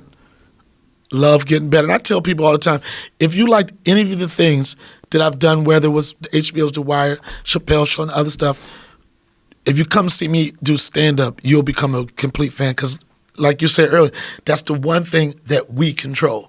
We don't have to have an audition for that shit. We don't have to motherfucking get tested for it. You know what I'm saying? Like, oh, I made it to the test. We don't have to pitch it and you know it's a good thing and they say fuck you anyway. You can't fuck with us with that. It's like, that's what we are, the executive producer, we the line producer, we everything. And you can't do it. It's us and a motherfucking mic. And at the end of the day, no matter what success I feel, Joe, we get with this, whatever level, I'm in your big ass shit, you hit it. You know, whether it's TV or movies, nothing is gonna ever be able to take away from you being a flat-footed motherfucker that can stand in the audience, and you've built your stand-up name enough where, for the most part, the rest of your life, you'll be able to create a good living off of your name, off of doing stand-up. And Hollywood don't have to call you for that. Yeah, that's big too, but if you respect what it is, that you have a relationship with those people, you have to write for them, you have to work on your stuff, you have to be diligent, you have to have an ethic about it. Like, you don't want to rip anybody off. You want them to see a great show. You want to do your best. You want to do your best. I feel bad, and it's so weird. You know how we are. I could do a show, comedy clubs, like 500 people. 498 motherfuckers I'm destroying. Mm-hmm. And it's 2 motherfuckers just not feeling me. And I need to get their undivided attention. It's like, I don't even hear the laughter. I'm like, you don't fucking like me. Now let's talk about it. You know who's the worst at that? Nick DiPaolo. Well, he'll go at one person. He gets so mad. At one person. He sees someone like this, and the whole rest of the audience is dying, and someone's giving him the stink eye. He's like, what's your fucking problem? Yeah. You can't, you just like that. And it's like, and you won't stop until that person doesn't have a problem or they leave. You know? Yeah, that's a weird thing, man. It's called undivided attention. You get committed to wanting everybody to love you. You can't, that's impossible. There's also people that will fuck with you for extra attention. Yeah. You know, they want you to look at them with their arms crossed, because they need attention. They're the same people that protest shit where it doesn't really necessarily make sense. They spend so much time and effort thinking about these things. Let me tell you something. It's so funny you said about protest, because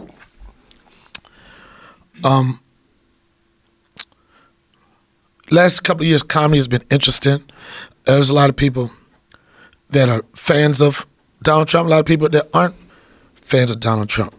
And I think it's petty for you to be upset with anybody because they chose to vote for whoever they chose to vote for. I think it's stupid as shit. But I will say this past election was interesting in the sense that a lot of people were upset. Black people were upset the last election. Women were upset. Gay people were upset.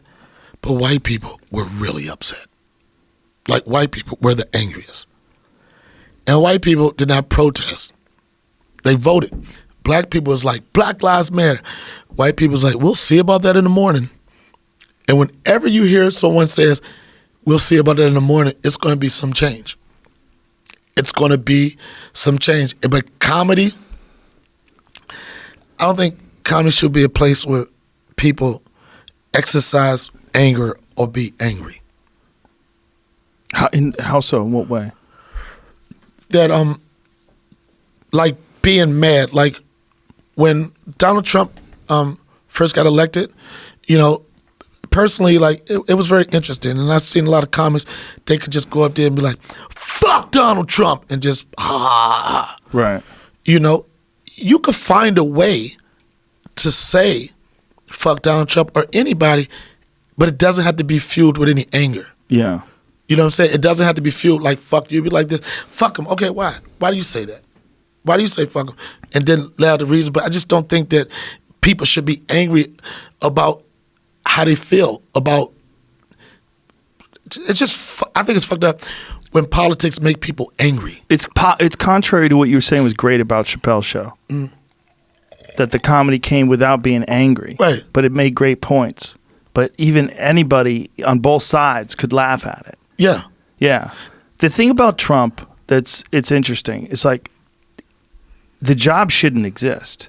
The job of what, president? Yes. It shouldn't exist. It's a ridiculous idea to have 300 million people under the guidance of one. That's insane. And that one wins in a popularity contest, that's insane. Right. It's fucking insane. It doesn't make sense. It was a great idea back when there were pilgrims and it was a small colony. And they just came over on a boat. Right. Forget about the rest of this shit. There's just too many humans. Right. So when you let a guy like that try to be president, you're not going to be happy. No one's going to be happy. Right. But you're not going to be happy if anybody wins. It's untenable. Look at Obama. Obama aged like how many years? In 8 years. Yeah. He looked like he aged 20 years. They all do that. It's like, I call it the Ted Danson effect. Once Cheers got canceled, you was like, who the fuck is that? Yo, the first time you saw Ted Danson, I'm not talking about years after Cheers. Yeah. Like after the first, you're like, God damn. He stopped dyeing his hair. Yeah. Yeah. Yeah, man. There's something about Trump before that people enjoyed. He was in a lot of rap lyrics. He was like people would probably still be, if he was a rapper instead of president right now, it'd be different. He'd still be popular. People rapped about him. They liked that lifestyle. But the thing was, I'll tell you this, my thoughts. The thing was because you thought you knew a person. You thought you knew him. And even when he got elected, I think a lot of people thought they knew him. Right. They thought they knew him. They thought the image, you ain't gonna be the billion dollar playboy guy forever, but you thought you knew him. But then when you got to know him, you started to think, well, maybe I didn't know him. When you got to see him as president. Yeah, you get what I'm saying? Like, I don't think, and even as much as, even how he got elected, people were upset about it. But I think a lot of people at some point, they was like, you know what, maybe all of that shit was just to get elected. Maybe that energy was to get elected. And if that was the case, then he mastered it. He mastered how to get connected with his base. He mastered how to get not everybody to fuck with you, but just the right amount of people. Yeah. He looked at the numbers.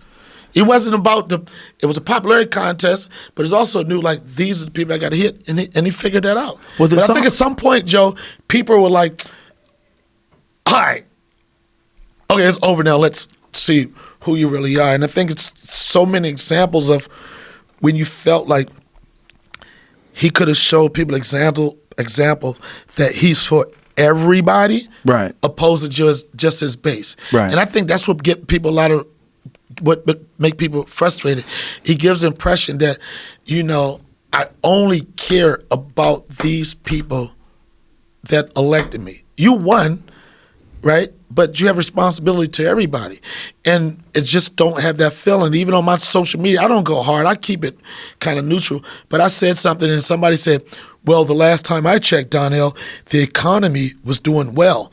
And I said, you can't confuse the economy with humanity. And that's the thing. And that's what people don't feel good about. You can tout all the numbers. You can tout all the numbers you want. Black unemployment, all the numbers. But how do people feel? You know what I'm saying? They feel represented. They don't feel represented. They don't feel like I could rock either way, bro. Democrat, Republican. I make enough money where a lot of the views of Republicans be like, yo, that's right up my alley. You know what I'm saying? Like, you got that right. I'm rich, bitch. Like that. I fucked some Republican bitches before.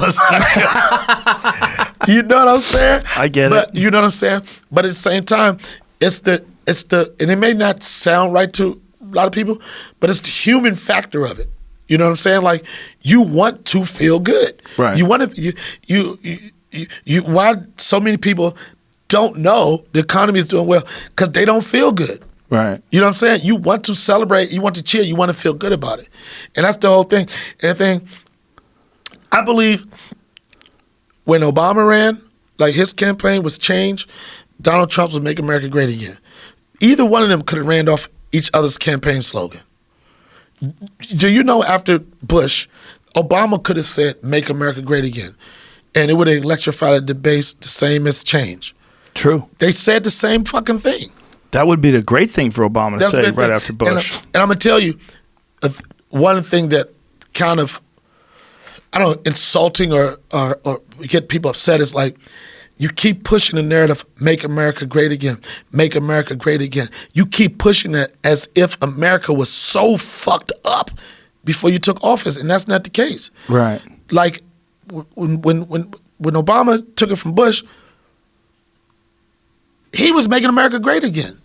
You're talking about a shit show, and the thing that people, however you took it, respected it or not, it was never nothing laced with anger. It was never, it wasn't no, yo, you see this mess Bush left me? It was never like, this motherfucker. It was never no mention. Do you see that new movie about Bush? Did you see it? I didn't see it either. What's it called, Jamie? Is it out? Yeah, no, yeah. The one with Vice about Yeah, Cheney? Vice. Yeah. About Dick Cheney and George Bush. Oh, whenever I think about, I say about the movie about getting shot in the face, because that's the only scene I want to see. Well, the thing about Bush and Cheney is like that movie kind of makes it seem like Cheney was the guy pulling the strings, and Bush was this like simple, happy-go-lucky guy who they just roped into being president because he was the son of a president. That's not far-fetched, though. It's not far-fetched at all. Right. It's not at all. Not even remotely. I think I actually agree with it. When I think about Bush now, I don't think about him in a negative way, but I think about Cheney in a negative way. Really? Yeah. I But think for about some Cheney. I think about Halliburton. I think about all the rebuilding of the places that we blew up, like all the crazy shit. From Dick Cheney, coming from Dick Cheney. No bid contracts that are worth billions of dollars to rebuild. You know, it's interesting you say that even about the Bush, because if I had, I know it may sound crazy, if I had to have a pick of who I would have wanted to be the Republican candidate, it was on the Republican side was I like Jeb Bush. I didn't really get to know him at all. There was something that I don't know. I don't know too much about him. I just thought that he was like kind of like a mama's boy. I think he probably, out of all the kids, I probably think that he probably was the one that thought a little outside of what their norm was. I think he was a successful businessman too. Yeah, then he married a Latino chick, if I'm not mistaken. I don't know about that. But I don't know. But Bush, I mean, Trump fucked him up. Like, He did fuck him up. Yo, how do you fuck motherfuckers up with just nicknames? I felt like he wanted to lay down. Yo. I felt like Jeb wanted to lay down. I really do. I felt like the pressure got to him. Trump put all of the motherfuckers down. It's like, you were safe until you got your nickname. Yeah. Once you got Lion, Lion no Ted. energy. No energy, Jeb. You know, that motherfucker was like, he could name rap artists. Yeah. No, it was a smart thing he did that no one's ever done before. Nobody, there's a lot of things. And even when Obama got elected, you know what got Obama elected was fucking Facebook and $5 contributions, $5 donations. When Obama was running, that he was the first person to use Facebook the way he did. Really? Oh man, they have so many. Every goddamn day, it was Obama asked. He wouldn't ask for like millions. He was just like a dude in the hood. Yo, let me hold $5, right? Like I would get an email. Hey, this is Barack Obama. Yo, let me hold $10, right? And I was like, yeah, here go $10, right? And then a week later, he asked for fucking $20. And then he would ask for 10 again, and then it got so bad. Then Michelle would send me an email, but he nickel and dime America, and that's what supported his campaign. And the fact that he was right at the turn of a form of media that you could use to your advantage. He was the Facebook guy. He reached people through Facebook. Donald Trump is doing the same thing through Twitter. I can reach people. Why does he tweet so much? Why does he tweet so much every day? Because he knows motherfuckers would rather pick up a phone and read a tweet than to read a newspaper. 100%. Fuck that. All I need is headlines. Yeah, way more people reading tweets versus newspapers, right? I'd be stunned. Like if you could get to see that exact engagement in a good article in the New York Times on the front page versus one of Donald Trump's tweets. Like only the only two people that motherfuckers are just waiting for their tweets to come out is Donald Trump and Kanye West. Yeah. Those are the two most interested tweet people. Kanye West could just say grapefruit juice and fuck up all of the media the next day. Yeah. What do you think he meant? Do you think he meant he was hungry or he was thirsty? Kanye just tweeted grapefruit juice. One of the most interesting tweeters out there. Yeah. You wait for a Kanye West tweet. Well, he's got a free way of expressing himself. Like he has an unfiltered way of expressing himself, and a lot of people have mixed feelings about it, mixed views. I know the black community is little stressed out right now? Well, because of his Trump thing, but you know what? I don't know how much of that. There's two things. One, Obama called him a jackass. That could weigh on you. That stung a little bit. Yeah. You know, and then when Obama's gone, Trump takes office. Trump is willing to let him talk. Right. Trump will charm him. And here's the thing, Joe. With that said, like when I do white clubs, black clubs, whatever, I do all type of clubs. But the thing is, you first off, Kanye West has a voice. Not too many. As much as black people want to throw the talent on him, we don't have too many voices that everybody is waiting to hear. Whatever it comes out, he has a voice. I believe that Kanye West is trying to say something. I just don't know what the fuck he's trying to say because I'm not fluent in Yeezy. I barely know Swahili. I can't do Swahili and Yeezy. And I think he's trying to say something, but if there was some type of interpreter, you know, and this would be a dope ass. If Chappelle show was right now, this would be a dope ass skit. Kanye West says something, and then Dave Chappelle is his conscious interpreter. That would be hilarious. He does. Kanye says, and then Dave yells out. You know what I think? And this, I mean, I only talked to him once on the phone, but what I think from studying him and paying attention, because we're supposed to eventually do a podcast one day, is that I think he thinks different. He does. He connects dots different, and that's one of the reasons why he's so prolific with music. But that's the point I'm making, Joe.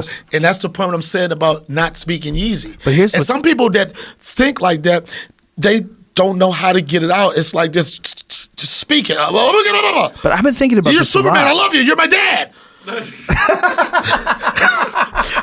You're my superhero. You're my dad. You're like my father. You know how hard that was for the black community to hear him say that part? Fuck, you can sell him a plane all you want. But when you're saying you're like my father, and then black people sitting back like, could you please explain that? So we think, then this was funny to me. Then Kanye said, yeah, you're like a father figure to me. Like when I was younger, I thought he was going to hit me with the horrific, you know, father was in a shootout, a drive-by. And this would fuck me up, bruh. He said, yeah, when I was younger, my parents separated at a young age. First off, you had parents. You already winning, motherfucker. None of my niggas had parents. They had my mother and my father. You know what I'm saying? Not only that, okay, cut my friends. Might have parents, but he said my parents separated. That means they were married. That's 2 wins. You up 2 before you even get to, and they separated, and mom moved down the street. You still got to see your fucking father. So that was a little troubling, but the whole thing is, I'm pretty sure at some point, Kanye West will be able to speak a language that everybody can understand. Until then, it's only a handful of people that speak it and understand it, and also write it. But here's my problem with all this, and I've been thinking about this a lot. They want to medicate him, right? Yeah. Look how effective he is. Just stop and think about culturally effective in terms of the music that he makes that people love. Yeah, his and he's influence. a voice. Yeah, he creates clothes. Okay, he's married. He creates conversation and dialogue too. He does. His wife makes hundreds of millions of dollars. They're insanely wealthy, insanely successful. If you want to talk about overall success, they're together. They have children. Yes. They're super wealthy. Of course. He produces incredible art that's loved worldwide, and they want to medicate him. Just stop and think about how effective. But they want to medicate. They want to medicate him to operate at what level, though? Exactly. Right. Think about how effective he is, and yet they want to on medication or off. Off. When he's off medication, he said himself he's his most creative. Stop and think about how creative he's been, how successful how well received. Yeah. Happy in all these other elements in his life. But yet they want him to act the way they want him to act. And if black people just want him to take the hat off. You know what I'm saying? I mean, whatever, bro. You can say whatever the fuck you want. The black people wasn't mad because he wore the hat. They was mad because it wasn't a fitted. They was looking for a new era. If that was a new era, they would have been more accepting of it, man. We just don't want the hat, son. It's red and white now. That's a problem. Anything with red, with white letters, somebody will punch you. Yo, I'm telling you, it's like when I see it's so funny now. Whenever I see a redhead, I'm like, like I'm immediately. But I did a show upstate New York, and it was this white dude came up to me after the show, and he didn't have what looked like a Make America Great Again hat. He had a Make America Great Again hat, and it looked like he had the original one. You know how you got a Boston fan, and you're like, you only been a fan. No, Right, he was a fan of America making it great before. Like he probably sold the hashtag to him. But here's the thing, Joe. This motherfucker had the hat on and shit, and at the end of the show, he was one of the dudes that was continued to laughing the most. You know, and I went up to him. And I was like, yo, I got to get a picture with you. And I took the picture, and it was a video. I was like, yeah, motherfucker, y'all see his hat. And he started laughing. And we had a good moment. I wasn't angry at him. I'm not going to I think it's hard to get away from it, but I think Kanye with the hat, he likes the idea of how it gets people flustered. He's a contrarian in a lot of ways. Triggered. Your special was triggered, right? Yeah, one of them was. Yeah. Excuse me. All right. No, but I'm saying it's like triggered. Like even when a guy had the hat on and I was talking to, I heard it on the side. It was like this. Oh, he's triggered, and I wasn't. I wasn't triggered by that. What I would have been triggered by is how you make me feel with that hat. No, period. Period. You know, you could come at me with the hat on with some fucked up energy, and I could feel it. But the energy he gave me was like, I know this may sound crazy, it was like, yo, you're a funny motherfucker. With the hat on, you're like, okay. I didn't give a fuck. Right. Because I couldn't let him, right, make me feel like if that's what his intent was, he was going to make me feel uncomfortable. I couldn't do it. Do you think he was trying to make you feel uncomfortable? No, I think he really. That's who he was. I think that's who he was. But I think that's who he was. But I know that motherfucker would laugh like a motherfucker. So. At a comedy club, that's all you can ask for. That's all you can want. That's all you want. Yeah, that's all you can want. Yeah. No, you got the right perspective, man. You're looking at it all the right way. I love it. Man, it's like at the end of the day, you got good people and you got bad people. And it's who do you choose to be? Yeah. You want to be on the good side or the bad side? And it's easy. Man, it's I know it sounds corny. Rodney King said, can we all just get along? We all could get along if motherfuckers just remove the hate. Yeah. Well, you know how I always look at it? We can get along. The three of us in this room, we have no problems. So when people expand out, what goes wrong? Like something goes wrong when you get to like 3 million. What is it? 3 million in what? Just humans. As people expand out, you get a couple of people together, and most people could be fine together. Most people, the vast majority. It's when you get to large numbers, it gets fucked up. It gets fucked up. It's almost like people who are supposed to live in small towns, you know, with a bunch of cool people. Like small town with a bunch of assholes would suck. But small towns with all. How about if we lived in a small town with all comedians? You know, I know. If I lived in a small town right now, I would be If I lived in a small town right now, I would be a grandfather. You think so? 100%. What do you do in small towns? You drink and get fucking have babies. Yeah, but I mean, a small town, a community. Let me say, filled with comedians. It would be a lot of murders. Yo, comedians would actually kill each other, man. It's just only a certain amount of comedians I can be around at one time. Because then it started getting, there's motherfuckers jockeying for the best joke. There's some that are like that, but there's some that lay back and are laughers. And those are snipers. Yeah, like those Jim Norton was a good sniper. Yeah, they're snipers. They got their breathing pattern right. Yeah. They know when you pull that trigger, it's supposed to shock you. You're supposed to sight you every time. Yeah, they don't throw any loose bombs. None of that shit. They got that sniper finger. Yeah, that's a good way of putting it. That's a very good way of putting it. Snipers and the motherfucking grunts that go out there. Yeah. It's grunts. I was in the military for 4 years.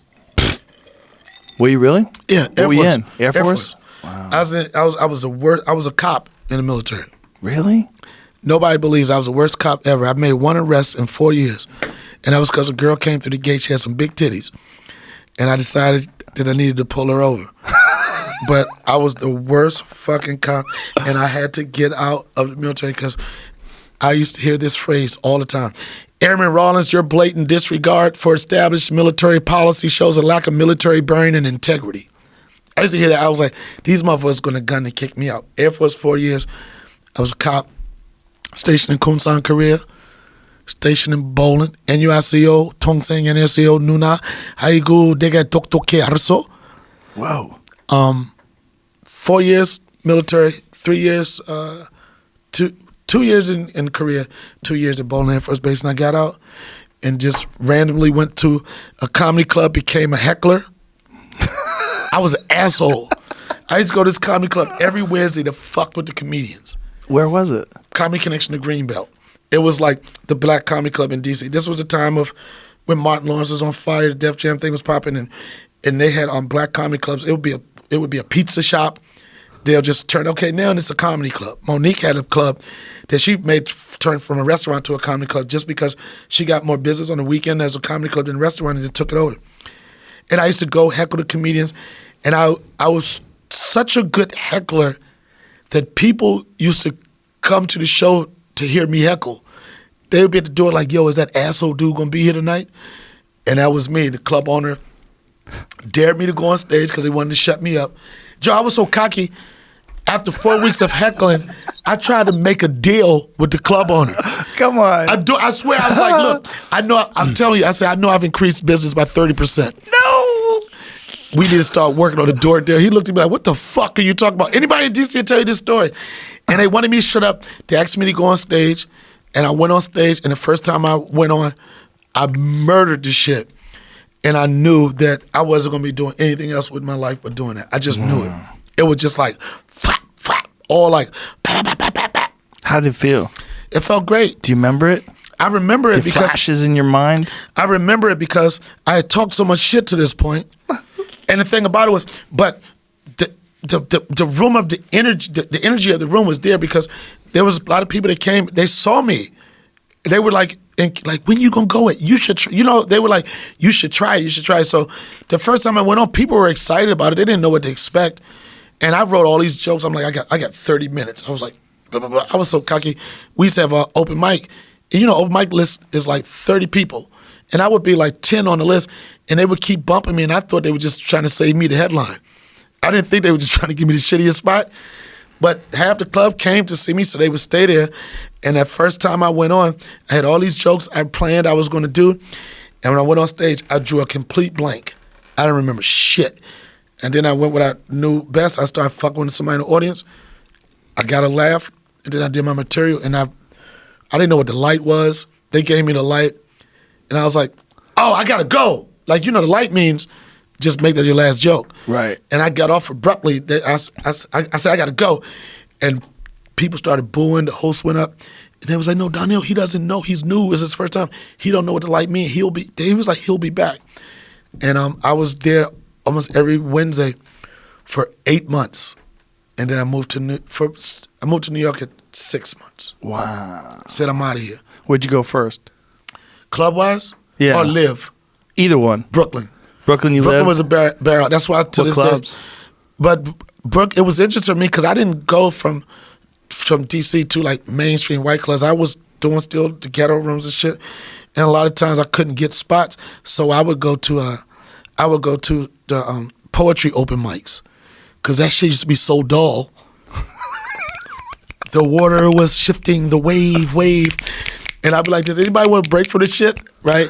And then I would go do jokes when I couldn't do comedy clubs. I would do that until I started making a name for myself and never looked back. It was dope. New York is a great place to get your chops up. What year do you enter New York? It had to be probably like 95. Probably like 95. Yeah, I'd already moved. I left in 94 to come to LA. Oh, yeah? When did you get out here? I got out here like 7 years ago, maybe 8 years ago. And it was because my situation was different because I wasn't getting a lot of road work. And I was like, well, fuck it. If I'm not getting a lot of road work, I might as well try to get more film and television stuff to move out to LA. And then when I moved out here, I started getting more personal appearances. So basically I moved to LA and became a road comic. And I wasn't mad at it because after you doing it for a while, you just want to, where the fuck can I make money doing this shit? You know what I'm saying? If it's the road, it's the road. You know what I mean? If it's Hollywood, it's Hollywood. But who was going to pay me some money? And it was the road. And until now, like I do 40 weekends a year. But with me having a young kid now, I'm trying to focus more on film and television and get some more stable shit. Because I'm getting a little, it's getting burnt. I hate to say this because I've said it too many times, but you should have a podcast. I've heard that. Shout out to Bearded Humor, man. Dude, I've started 1,000 podcasts. I need to start yours. I'm with it. Yo, Yeah. I'm telling you, my dude, like, You should do it 100%. I used to do, and I used to do radio. I did radio. I did Hot 97, but I would love to do a podcast. You're a natural. You could have the #1 podcast in the country. No bullshit. 100%. Let's do it. Don't you think, Jamie? Yeah. It'd be easy. You just need someone to make you an account and just You could upload it literally from your iPhone or whatever phone you use. You put a little microphone in the bottom of it. I do it. And another reason why, because I always want to talk. Yeah, I'm sure. It's Yeah. fun. I get it. But you've been in the game for a while. 9 years. Damn. Almost 10. 10 But in December. you consider yourself a pioneer? No. There's people before me for sure. I was just one of the early adopters. I'd say an early adopter, but it was already established. Adam Curry had one. I think he invented the name podcast. And then Adam Carolla went from radio to podcast. And that's when I was like, oh. I didn't know. Wait a minute. Was he a radio personality before he was doing the Man Show? Yeah. No. He did the Man Show, and then he was a radio personality first. Then he did the Man Show, and I think he did radio during the same time. He did Loveline. Yeah, during the same time. And then after that, he had a big time syndicated morning radio show, and I did his radio show a couple times. And then when he left his radio show and went to podcasts, he got this professional studio built and everything. And I went to visit him, and I was like, whoa. And I remember walking around the place going, look at this shit. Like I was when I came in, right? Same thing, man. I'm like, who the fuck got a wolf? And not a wolf from here, from London, yo. I saw shit that I never seen motherfuckers. I'm like, what is that, a point? What is that? What is that called right there? That's an elk. Elk. Yeah. One of the people that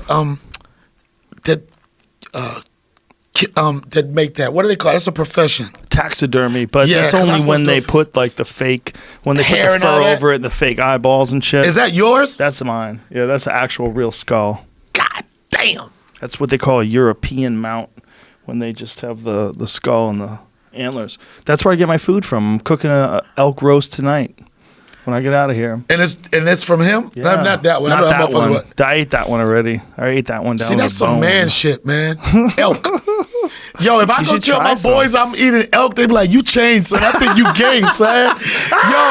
Yo, he gay, son. He had cottage cheese the other day. That motherfucker say he a vegan and he eating elk. Oh no, son. He trying to do them fucking $5 footlongs with Smollett or Smoletta. How do you say his I can't name? say his name. Smollett. That poor guy. I say the Let motherfucker's me in trouble. ask you this: how does that guy come back from that? He doesn't. Ever? No, because he's gonna. How does he feed himself? The way he feeds himself, because he's still gonna have a base. The base he's gonna have is like the motherfuckers be like this. Fuck it, I would have did the same thing. That's not a good group of people. You said it might not be a good group of people the way you think it, but for him, it's a group of people. Right. It's gonna be still some people that want to hear his side of the story. Like, everybody's not like dismissive of him. Right. And some people still hold on to like, well, maybe some people that just gonna, like, I refuse to believe it. Right. Point blank. Well, he's still denying it. He's saying that they're lying. Yeah, That's man. the latest thing. But I don't know. Maybe I don't know. It doesn't look good. I don't know. Them dudes was in the. I don't know. I think something else was going on, bro. I think something that. I think Could that he be. was. I think he was possibly paying them for something else. Son. Could be. Not just Yeah, to beat more- my ass. Like, thank you guys. All right, I got some other ways we can make money. I don't know. Again, Yeah, it's just It's a good story. It's so fucked up, bro, because you have like it's so fucked. My older brother is gay, and like with that situation, it kind of rung home to me because when it first was put, I was like this. I wish the fuck somebody would try to violate my brother or disrespect my brother. I know how at arms I'd be ready to go. So I had that, and that's what's so fucked about the whole shit. He had so many people that was riding for him for different reasons, man. And it's like really selfish for you to not give a fuck about how you're gonna hurt people. You know what I mean? Maybe he didn't realize how bad it would go wrong. Maybe, man, bruh, come on, you going for the gates. When you're saying throwing fucking bleach on me, MAGA, you trying to trigger motherfuckers. Yeah. You're trying to trigger for Albert Sale. Didn't he say he was a gay Tupac? He said that. I ain't no killer, but don't push me. Revenge is like the sweetest joy next to getting. Well, he didn't say the pussy part. Oh, but, that's hilarious. You know, he said that he was a gay. He already had his movie in his head. That's so ridiculous. I fought back. I'm the gay Tupac. He already had his hashtag. He probably bought the white website. Trace that. Donnell, I don't want to stop this podcast, but I got to pee so bad. I did 2 podcasts in a row. So talk to Jamie for just 2 minutes. We can I talk got to about the take a wire. leak. What is that Please right do. there? Talk I'll about the take wire. one of those. Is that a What do you pre-roll? want? Yeah. Yeah, we could. Yeah. Word. Backwards. I'll be right back. I companies just roll have to for pee it. so bad. I ain't mad at you, son. You got a lighter right there? Yes. Look, just know you when you know you're LA, it's like this. Is this an indica or a sativa? There is some extra spice in there too. There's a little extra, like I think it's called butter. Butter? That's like wax. What? Yeah, it's a little bit. You can't really tell, to be honest with you. That's how white boys set you up. Yeah. That's how like no, just eat half the ear, you'll be okay. How many people still come up to you about The Wire? I know, obviously, Chappelle's show, but you know the funny The thing Wire about the is- people that come up to me, The Wire, they identify by themselves as instant intellects. Yeah. You know what I'm saying? Like people, and they'll. It's almost like they're cocky. Like, I know you on Chappelle and a couple other things, but you know where I really love you from? The Wire. That was a dope experience. Did you ever watch HBO's The Corner? I started. I think I got. I feel like it was 6 episodes, and I watched. Yeah, it was a 6. It 3 was a of them, miniseries. I didn't watch all of it. I was in that. Okay. I played a heroin addict, and a lot of people don't know. People that are fans, if you were a fan of The Wire, you definitely been a fan of The Corner because so many of the actors came back to do that's The Wire. why after I watched The Wire, I wanted more and more content like that, and so I went back and tried to watch it. But I actually enjoyed rewatching The Wire more. So I liked the show, and my character was supposed to build out more, but the Baltimore Tourism Board was upset that every time someone goes to shoot in Baltimore, they depict it as a drug-infested, pretty much what it is. So that's why they went from if you notice the shift in the writing, it went from the towers to the docks. Like, how the fuck did we get to the docks? Yeah. That's because they didn't just want to be in the hood like that. But David Simon, he was like, yo, I liked what you did, so they brought me back for the last season. I've tried to get Joe to watch it, but it's 10 years old now, so it's hard to get back into an old show. Yeah. But it's so good. So many people People love that it that way. man. People Yeah. that like, they were like definitely Wire fanatics. And when they brought me back the last season, I was nervous because HBO, the last season of any show on HBO, the writers get vindictive and they do nasty shit to the characters. Like the last season of Oz, it was dudes getting raped on Oz that wasn't even on Oz. They was like, dude, I'm on Nickelodeon. I'm just trying to get to the bathroom, man. But they was right to me. I didn't get raped the last season, and it was fun.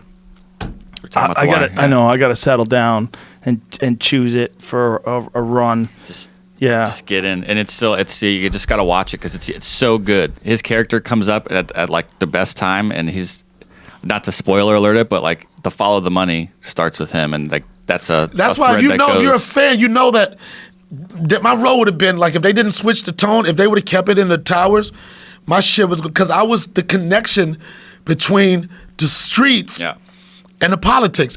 I know I could have blown that character out. And when I first got busted, when I was in the room, I was gonna rob the mansion. And with Latonya Daniels, he said, "What's your name?" I said, "My name is Day Day. My name is Day Day, but they mostly call me Damien, right?" And then he said, "My name is Daniel, and they mostly call me Lieutenant." And this is after I had already said how I would rob the whole crib because I thought he was a driver with me. And that character should have been off by then, but so oh good. well, Joe. it was a good opportunity. It was another cool platform. It was dope. I can honestly say, whatever happens in my career, I was on 2 shows that'll go down in television history. The Wire and Chappelle Yeah, Show? I believe you about The Wire. I mean, everybody says it. I never settled down and watched it. But for sure, Chappelle Show is the greatest sketch comedy. It's number one and number two is like that and In Living Color. And you could pick your spot depending upon when you grew up and what it meant to you. Because for a lot of people, In Living Color, too, because it was on Fox. You didn't have to have cable to get it. It was on Fox. You didn't have to have cable. Did you have to have And cable they to had get Fox? No. Fox it was was regular cable, TV. right. But then it was new, too, because it was, for the most part, an all-black cast. All black cast with And you dancers. didn't see that. Dancers. It was Yeah, like they took Fly everything. Girls, Jennifer Lopez. Everybody was making money and getting ass when that was up. I don't even think the Wayans, I think, who was it? Sean was a DJ. I don't even think he knew how to DJ, but Keenan had that fucking vision, man. Yeah. He had that vision. Who's like, How and many seasons did that go? I don't know, probably 6. But did it really go that many? Yeah, it was. That was the show. Every comedian hoped that every year they would come around and say they're looking for new people for Living Color, and every city was like just busting doors down and trying to get an audition. Wow. I remember watching it for the first time. I was at a pool hall in like Yonkers, New York. And I looked up at the screen, and me and a buddy of mine, my friend John Tobin, we were playing pool, and we were watching the show. I was like, what in the fuck is are going they on? doing? And like, it was there was funny. a dude with no lips. When Fire Marshal Bill came out, I was my like, God. what the fuck Yo, am I Jim seeing? Carrey was an animal, man. He was, again, like once you saw him, you just started laughing. Yeah, he was an animal. I mean, how many times? There what he do, is. what do we have now? Homie the Clown. Homie the Clown. Homie don't play that. Girls would always I say think that. Paul Mooney wrote the Homie the Clown character. Really? Yeah. Did he? Yep. That's hilarious. It was groundbreaking. It was Wanda. Wow, That's that's Sinead. right. Jamie Foxx played one. But then look at that. That's funny, right? When you talk about how dope of a career that motherfucker had. Jamie Foxx to go from that to Oscar. That motherfucker can do anything He could do anything. and sing. Yeah, we've talked about it before. He's got that weird ability to do anything. Like when Mike Tyson was talking about Jamie playing him, you know, he was. Jamie were was both gonna saying play him? that. He's apparently he is. Oh, I know he's going to kill play him. He's going to kill it. He's going to kill it. He can do anything. He can do sing. anything. He's got great stories, man. Had him on the podcast. He's got great stories. And he's just a good guy. Anytime I've ran into him, anytime I've talked to him, he's always been a really cool dude. Good dude, man. Yeah, he's very friendly. Last time I saw him was at a gas station. He's got some crazy fucking truck. Some weird thing. I was like, what is that? I never even saw one of those Right. things before. I don't know what it is. I think he got a whole bunch of what you've never seen before. Yeah. Is, you know, like, what is that? Oh, that was from It's some Italy. new custom-made weird fucking truck. Right. I was like, it looks like something from the future. Does he drive it or just... He was driving it. Yeah? Yeah. He was, yeah. Good dude. He never do... Did he do it? No, I don't think... No, I he think never he's did. doing more stand-up again. I heard Yeah. he's doing more stand-up. But, you know, how do you... That's a tough thing to do, too, probably. To get that level as an international A-list superstar, to still have the passion to do stand-up. Right. You got to want it. You got to Yeah. want to do it for some strange reason. Yeah. And let the motherfuckers, peers in your group know I still got it, motherfucker. You know who did? Did you ever see that thing? It was about maybe a year or so ago, right when Bill Cosby was in the heat of all his trouble, where Eddie Murphy did some stand-up on a dais, like in front of a platform. Yeah, that was it was an award he got at the Kennedy Center. It was some type of cultural show. I can't remember exactly the name of it. But I remember, I think Dave was a part of that too. That was a big deal. But what got me was how good he was. I was Eddie? like, God damn, he's good. He's a comedian. You know, even though he's not using the stage platform, you know he sits around or is like, oh shit, Yeah. that would be funny. Of course. You know? I mean, he had this whole routine about them taking Bill Cosby's doctorate degree away from him. He had this whole bit about it when he was doing a Bill Cosby impression. While he was doing it, man, I'm telling you, man, He killed his it? timing was. That it would was- be so good to see him do it again. That's what I'm thinking. His it was so powerful. I was like, God damn, we missed out on years of this. Years. Yeah, you're like, what would he talk about? He's like probably close to being a granddad Play, now. can you play a little bit of this? I don't know. Maybe it's only a minute long. Just this give me a clip. little bit. Just give me a little bit. Oh, hold on. Okay, so it's So got a just bunch at of the music in it. beginning. Here it goes. Bill has one of these. He says, Did y'all make Bill give his back? You know you f***ed up when they want you to give your trophies back. Man, we missed out on him missed hosting out on the him. Oscars, man. Dude, I'm telling you, when you watch him do this routine, you go, "Oh my God, he still got it." It's like Eddie motherfucking Murphy. I know, but he hasn't done any stand-up in forever, and it was like he's been doing it every day. Yeah, but you gotta look at it when he came on. Like certain people are just naturals, bro. But it's so sad that he hasn't been doing it, man.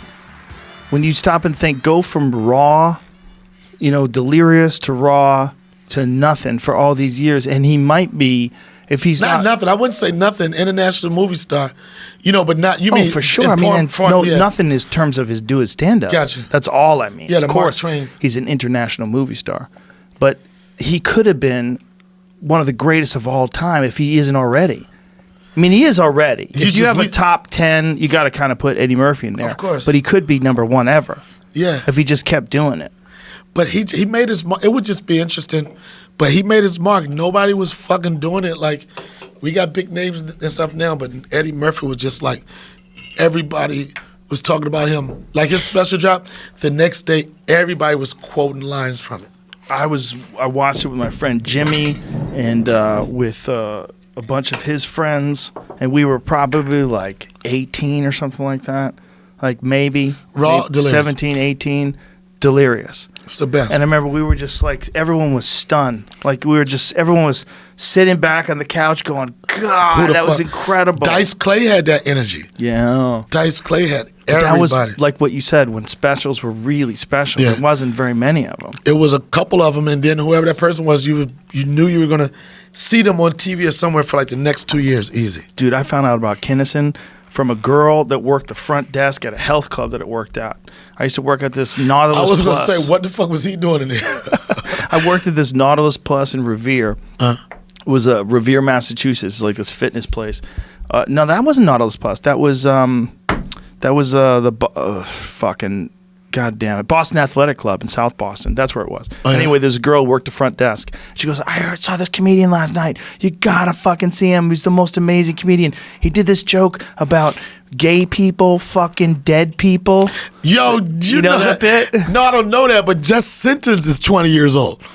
What's that? That sentence is 20 years old. Yeah. The thing you just said, he did this bit about gay people fucking so-and-so. Yeah.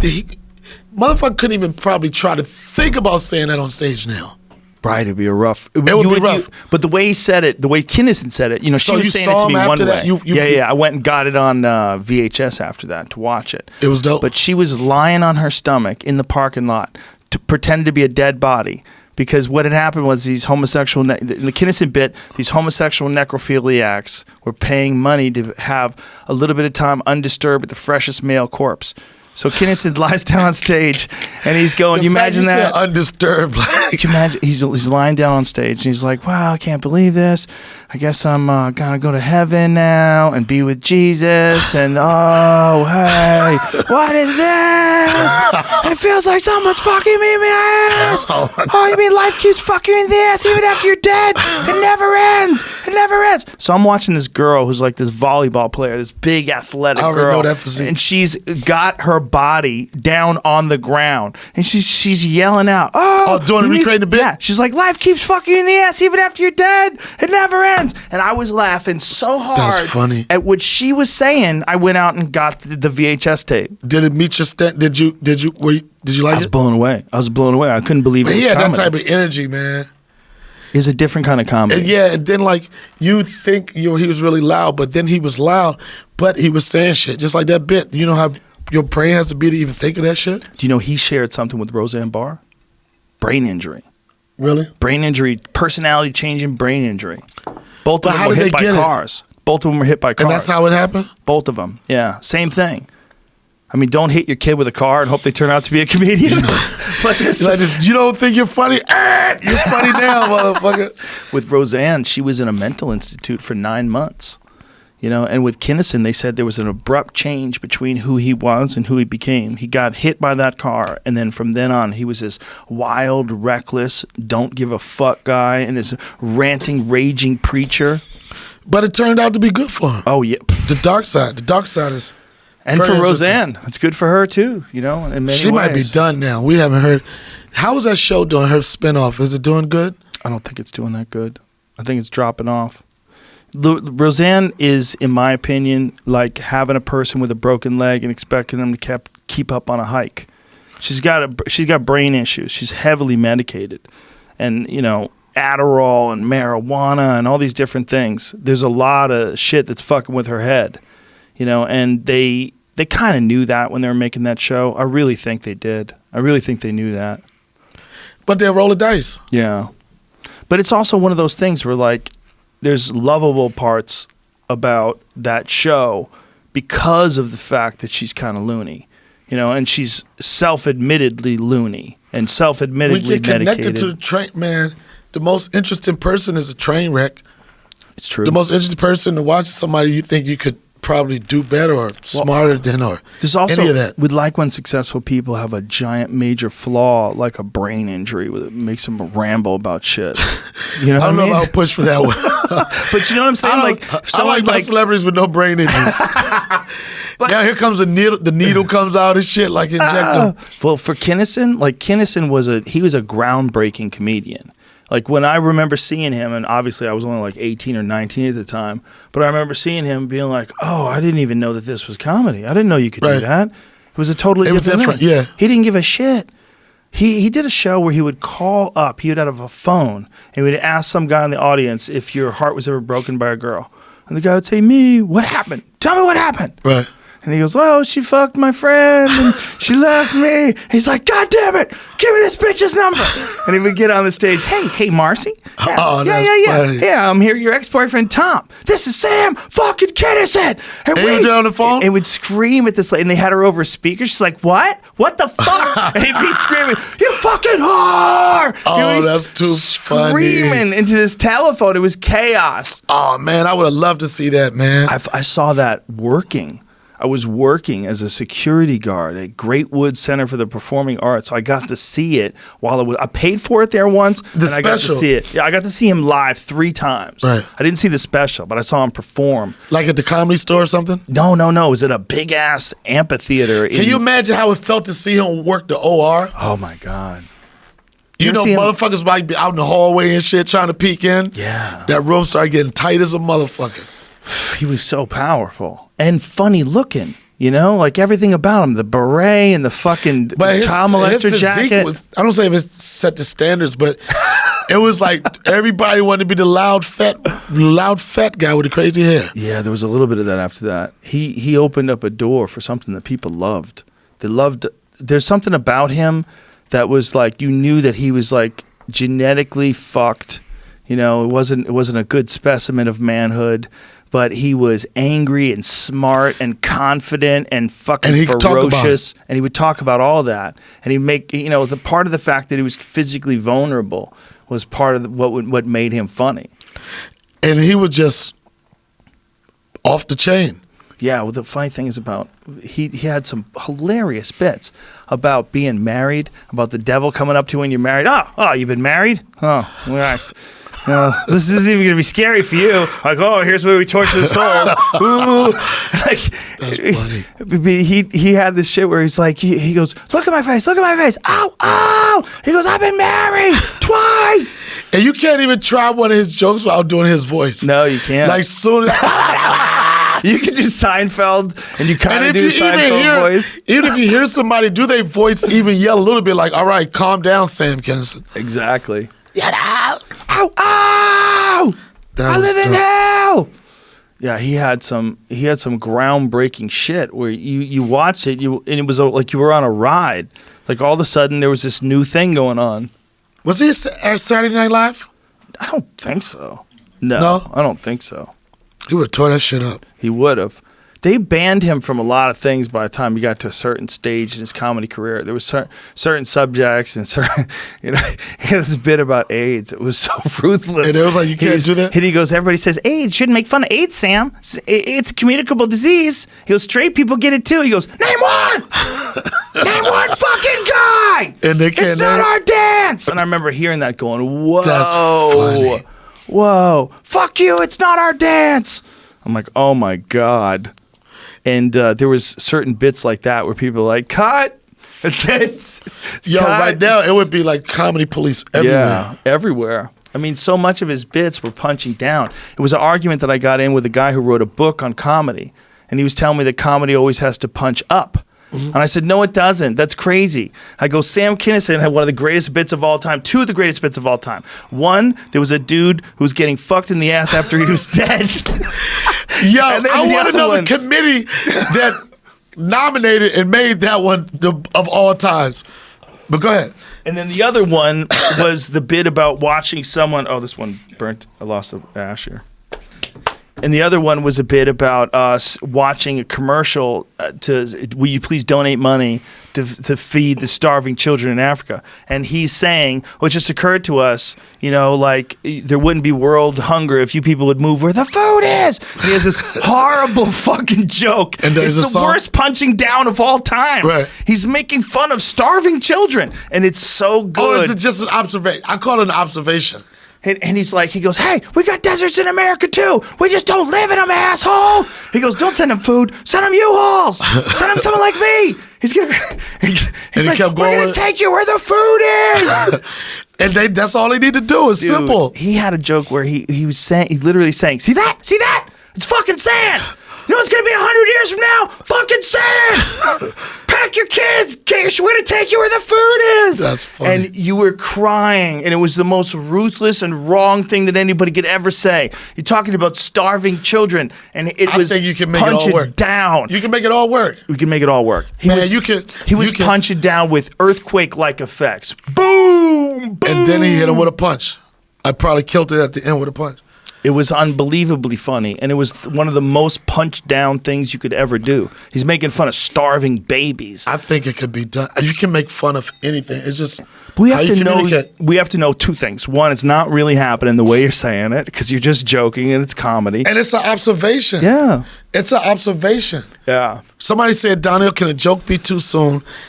And I don't think a joke could be too soon, but it never could be too soon for a funny observation. It's the observation that we see. We can go to a fucking funeral and be in that motherfucker on the inside laughing like crazy. Yeah. And everybody going to talking about I'll see you in heaven when you go to heaven, assuming that everybody's gonna go to heaven. Everybody's not gonna go to heaven. One of the best lines, one of the best one-liners I ever heard was from Dave Foley. I was on news radio with Dave Foley, and after Phil Hartman had gotten murdered by his wife, and then his wife committed suicide. Yeah. He was up for an Emmy. And Phil Hartman was? Yeah, so we all went, and we all put on suits and shit and went to the Emmys. And he did, the dude from Frasier won. And Dave Foley turns to look at us and goes, what the fuck's he have to do to win? And we're just like, oh, shit. It was just one of those things in the moment. Our murdered friend just lost at the Emmys, and he turns to us and goes, what the fuck does he have to do to win? And me and Stephen Root were falling down in our chairs. We're like, no, you didn't. That's fucking funny. There's no too soon. There's just not funny. Yo, motherfuckers say it's too soon. I'm like, not always. If it's gonna be too late. Because the minute you're saying it's too soon, somebody's gonna jump on that shit. Exactly. Fuck it. Exactly. It's when you think about it, that's when it has to go down. That's why I have this bit about that dude who was visiting that uncontacted tribe and trying to convert him to Jesus, and they shot him up with arrows. I didn't see that. It was an internet thing? And it's a story that's on the news. And I made sure I made fun of it that day. The moment I read it, I started writing. I was like, I'm not letting anybody have this one. This guy visited an uncontacted tribe with Bibles. And then you're like this, I got to do a set tonight. Tonight. Right now. Right now. I called up Adam. I'm like, you got to hook it up, dude. Yo, I feel that way sometimes, man. It's just like, fuck it, I'm going for it. Sometimes you just have to jump on something. Man, if it doesn't make my stomach rumble a little bit or a little uncomfortable, it's like, it's funny, but it's not like, it's not your gut funny. I want my gut to be happy. One thing that I think we should really say is we should really thank all the real comedy club fans that are still coming out. And one of the things that we're not getting, where guys like you and me perform, wild people, when we perform in front of comedy clubs, we're not getting a lot of pushback, man. We're getting a lot of good crowds. Man, It's They love great it. crowds, and they want to.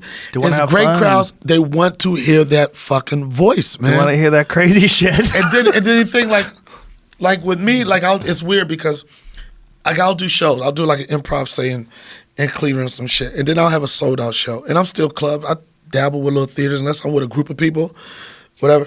And I was like, how many people follow me on social media? And it's like out of a room of like 500, it'll be like 4 people, and I'm like, wow, that's fucked up. But the thing is, the show is still sold out, you know. So it's not followers. I really believe I have real fans, you know, like people that whether it's through Instagram doesn't have to be there, but they know this dude and they want to see him. And those are the best shit. The crowd that comes out to see you. For sure, 100%. You know, it's one thing, and we can't take anything for granted. It's one thing to like go up like at a night at the Comedy Store when you know it's gonna be 1 million comics. You know, it's gonna be everybody in the stage.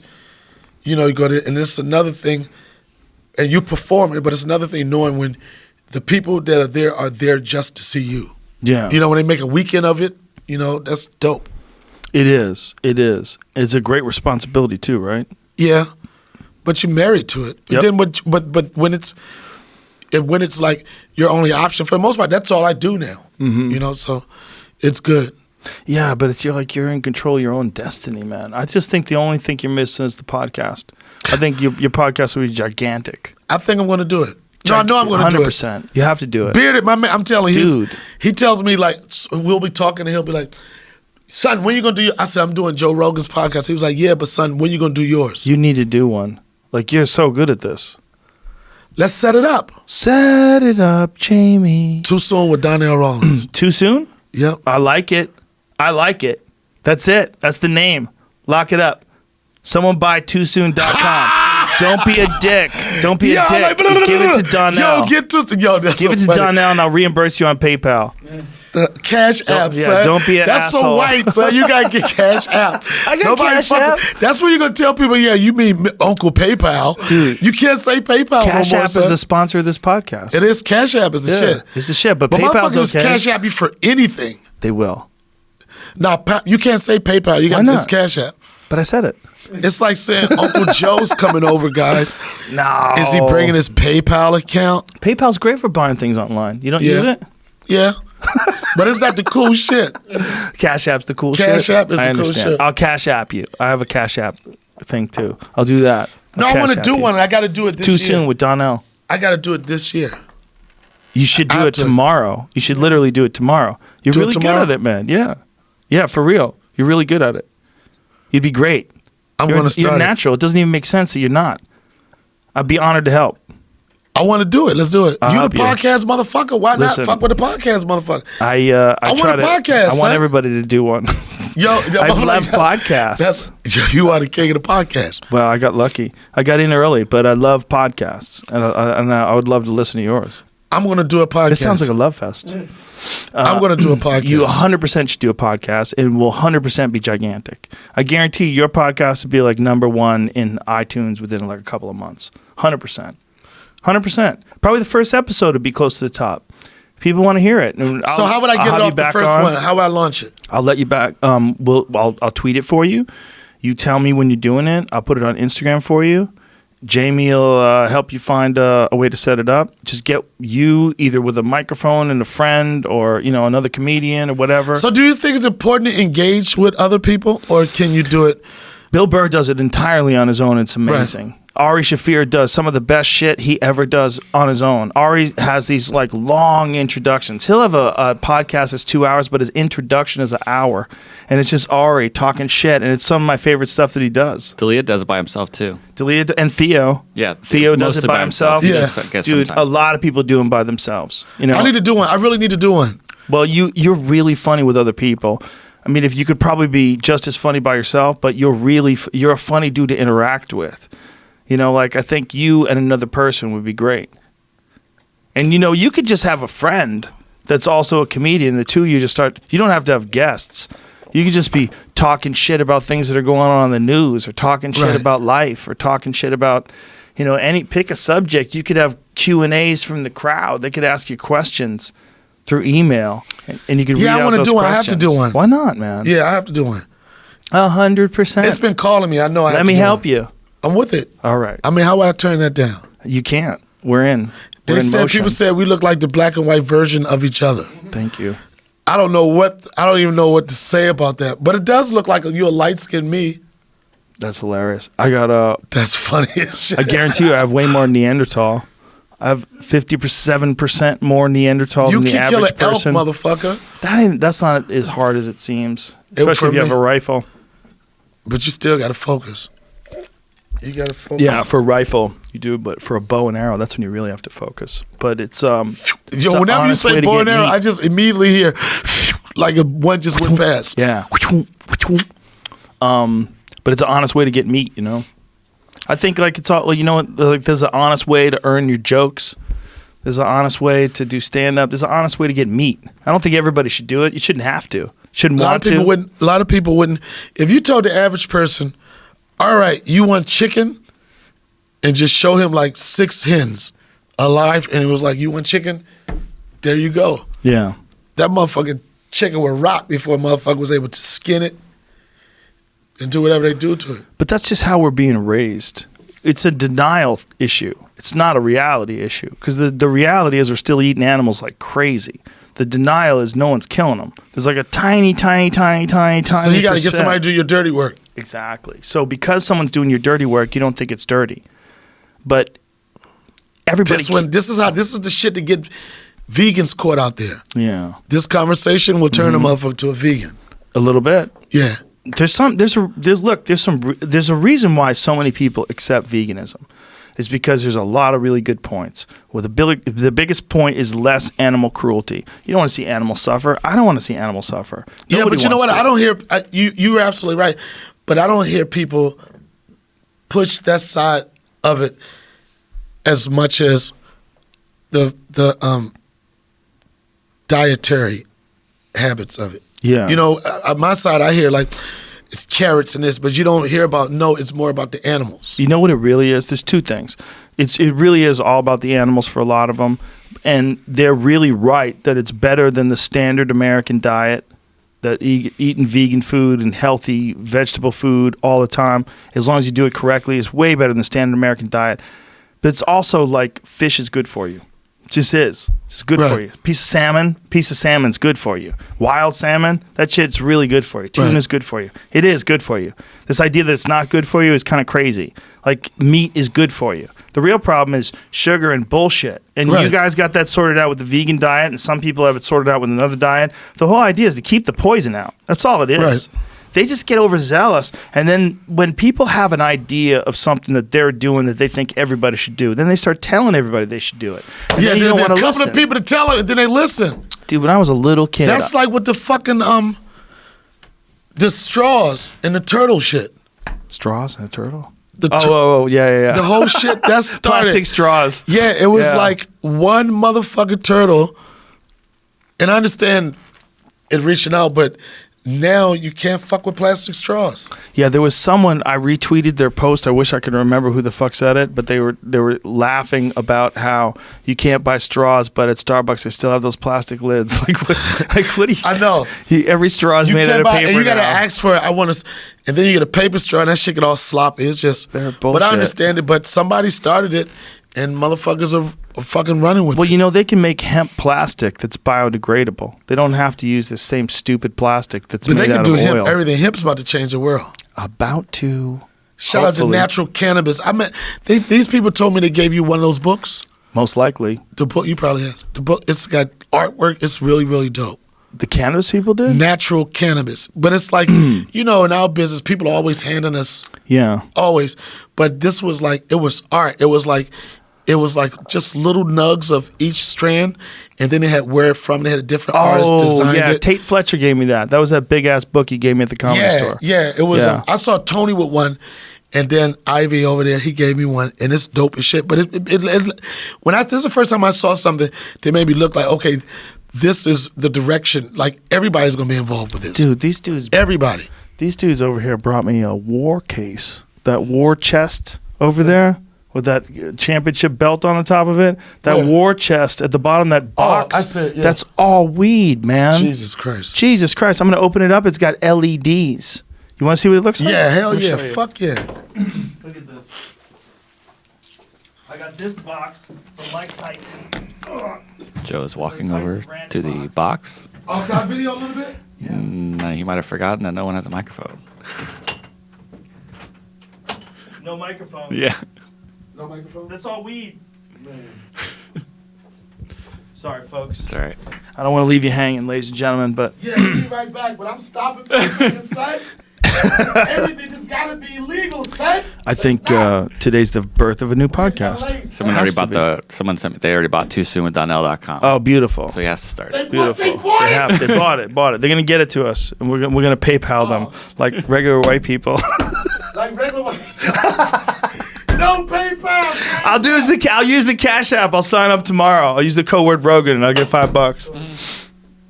That's hilarious. These are all the Just grab shit, whatever you want, man. words, son. That's the whole deal with that box. That's the box of doom. Jesus Shout out to Gino from LA Speedweed for hooking that up. If you're in the middle of nowhere or you're in one of those states that's still clinging to prohibition, what this shit is, son. you don't understand. Yo, you got some shit I never seen. I know. You have it all. Yo. We'll get you a bag if you want. You want a bag? Yeah, I take a bag. Yo, you got drops and shit. There's places that we get arrested for all this. And here in California, Yo, you got drops and shit. Oh, they gonna drops. flower. Yeah. The future of California is 100% legality. Word, son. We're legal. These other states, their future, they need to catch up. They need to pass some laws. We're living in the future. We're living in the legal weed future. Yo, I'm telling you, man, this shit. Yo, this shit right here, LA would make you a snob, son. Yo, LA, when you go back to the West Coast, I mean, any other coast but LA, when you go back, people like, I got weed, and you'll be like this, what strand? And they're like, what the fuck you mean, what strand? I got some loud, I got some fire, I got some gas. But this is dope. Yeah, but you can't underestimate weed in some places. One time, Ari and Joey Diaz and I, we got cocky. We were doing a show in Philly, and they gave us some weed. But like, it's Philly weed, man. Oh, Come yeah, on. that's the worst. When you name it after the city, you said it's Philly weed. We thought it was going to be like low grade weed because it's in Philadelphia. But the guy got a hold of some OG Kush strains from like 2001 and brought it back to Philly, and we were crippled. But you guys had to be the type of company that you knew you would have to find the best shit. Yeah, well, he didn't know it was going to be that good. Right. Like, if I knew it was California weed, I would have backed off. Right? It's a different thing once you say, nah, California, well, and Denver's got that. Yes. I wonder who's going to be the next gangster state. Oregon. Don't got the right ring. You know, Oregon. No, it's got to be like Philly. Something like you can say really quick. Yeah, it's but it's hard to find bad weed today. Weed's everywhere now. Yeah, you got to think about the type of friends you have that would give you bad weed. Yeah. I There's got no in a beef need with for this that. chick at this comedy club down in Tampa or something. I was like, you got some weed? She was like, yeah, I got some weed. I was like, all right. So she gave me this joint, and she said, yeah, it's some shit weed, but here you go. And I said, what are you giving it to me for? She was like, you wanted the weed? I was like, why would I want some shit weed? She got mad at me as if I was ungrateful. I want to say, bitch, you smoke it. That's what I wanted to say. I wanted to say it, but I couldn't, son. But I'm like this, yo, why would I want to smoke some weed that you just told me was garbage? Just to say thank you. Fuck that. You can keep that shit. It makes sense to keep it, right? Yes. Damn, is this childproof? I look like a crackhead, They're son. making some of those hard to get off now. I swear they're not. Oh, just bam. childproof. Look at that shit. got These it. are the best. You could tell. That's good stuff. I It's know. quite potent. I know. There's This is- different levels. There's 3 different ones, 3 different colors. Find what you like. This We is got so some dope. batteries back there too. if you Yo, wanna- that's what I don't have. So, why I Go feel like grab it's one of Christmas those. right now, man. It is. Go grab one of those zip up. There's a few of them. There's 3 or 4 of them. Where different- these are the different kinds. joints. Yeah. No, I like those little vape pens. They're great. And you could regulate it. They're good. Once you figure out what it is, What are these? just a charger. For that? Yeah. Once you feel like what it is, like you get Why what- does the little battery look like it changed? No, it's just a USB. That's a USB port. It screws into the bottom of the base of the battery. All right, don't nobody move. Stay still. I don't. Oh, word. Hold on. I know. Damn, it feel like you in the hospital when you get out of there, man. You like got a roll. You got. Oh, I'm about to get a shot. Yeah, that's a weird thing. Oh, is that a disposable battery? No. No, rechargeable with that little USB thing. Oh, that man. thing right there. Does it work? What do you got to do with that one? Is that a 5 presser? I didn't check. 5. No, I don't think so. Sometimes you press them 5 Yeah, no, it's times. gone. No, there it you just go. works with Work? that, yeah. Oh, there you go. Ta-da! Get started. Powerful LA speed weed. Yo, this looks so cool, man. Yeah, it is cool. Yeah, but in LA we get it delivered, folks. So All right, Joe. legally, Keep rubbing it in, man. all these people out Keep there, rubbing it in. Like, change we're the not going to laws. meet you on the corner. Like, we Change get the it laws. flowing in. All I'm saying is aspire to inspire. Keep moving. But you can, in California, you can can you mail weed? No, No? but you can fly with it. They will let you fly. Yeah, I'm waiting out for one of you LAX. motherfuckers to get caught with that because everybody, you're the third person, not caught, but you're the third person to say how easy it is. Everybody's like this. Oh yeah, they'll let you. I'm like, okay. They won't let you land though. That's the issue. That's what the problem was. Somebody in Boston told me that shit. Yeah, if you land in Delaware, they'll put you in a hole. Yo, then what the fuck? Then it's like you can't do it. No, it's still stupid in like a bunch of states. It's only legal in what, 9 states now?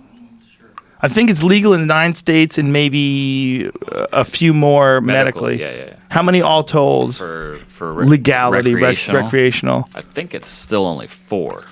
So what is that? But it's Nevada too. So it's Nevada, California, Oregon, Washington, Colorado. That's 5. Okay, so 5. And DC. Boston is 6. It's recreational DC. in Massachusetts. Yep. I think. Check on that. I think Check it on passed that. when we were there, but they might not have their stores open yet, sort of thing. Oh, like Ohio just fine. passed medical, and they just are now opening Medical. stuff up. See what Massachusetts has. I'm pretty sure Massachusetts is recreational. Well, come on, man. We're grown adults. Come Yo, on, I feel Donnell. like something else needs to go in Yeah, it here, is. Joe. It is. It is? Yeah, Massachusetts is. Yeah. Oh no. Now? What do you I'm mean? sorry, yeah. No, What this needs to go in little there? pretty ass pouch. It's pretty, right? Yeah, it's nice. Yeah. What company is that? What does it say on it? Loud. Loud. Shout out to Loud. Loud and clear. I love those little things. Yeah, 'Cause they that's give cool. you you know what? That's a good dose before you go on stage. Just a little, A little quick, yeah. just a little woo, just a little pick me up. Yeah, just the a worst little of woo. Yep. What is your pre-show ritual? Do you have one? No, I like to have like you said, 2 puffs of weed. 2 puffs. Little puffs or deep drags? No, little puff. You know, Dave got me back on blunts. Really? Yeah, I know Charlie you hit got me with me a on the blunt. I first was place. like, when you hit me with the blunt, when I first walked out, I was like, yo, Joe, slow down, man. We get it. You know, I'm like, you're cool, motherfucker, right? That's all we use most of the time now. Yeah. When Charlie Murphy got me on them the first time, and then I was like, this is an interesting experience to be high and Right. then nicotine high at the same time.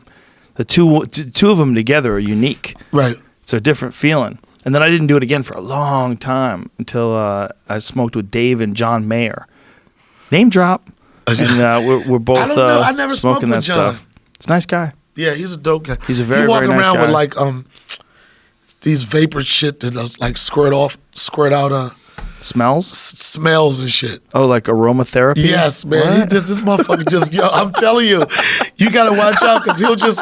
You can tell when he got his aromatherapy thing in his hand. my God. Because he's just doing like this, right? And then he'll just come by you and be like, "So how's everything?" Right? And then It's probably real, though. it's real, but he's supposed to give me one of the motherfucking machines. Give him a wand. Yeah, give you a wand. I'm like, I like the aroma. He had like it was like lavender or something. He was like.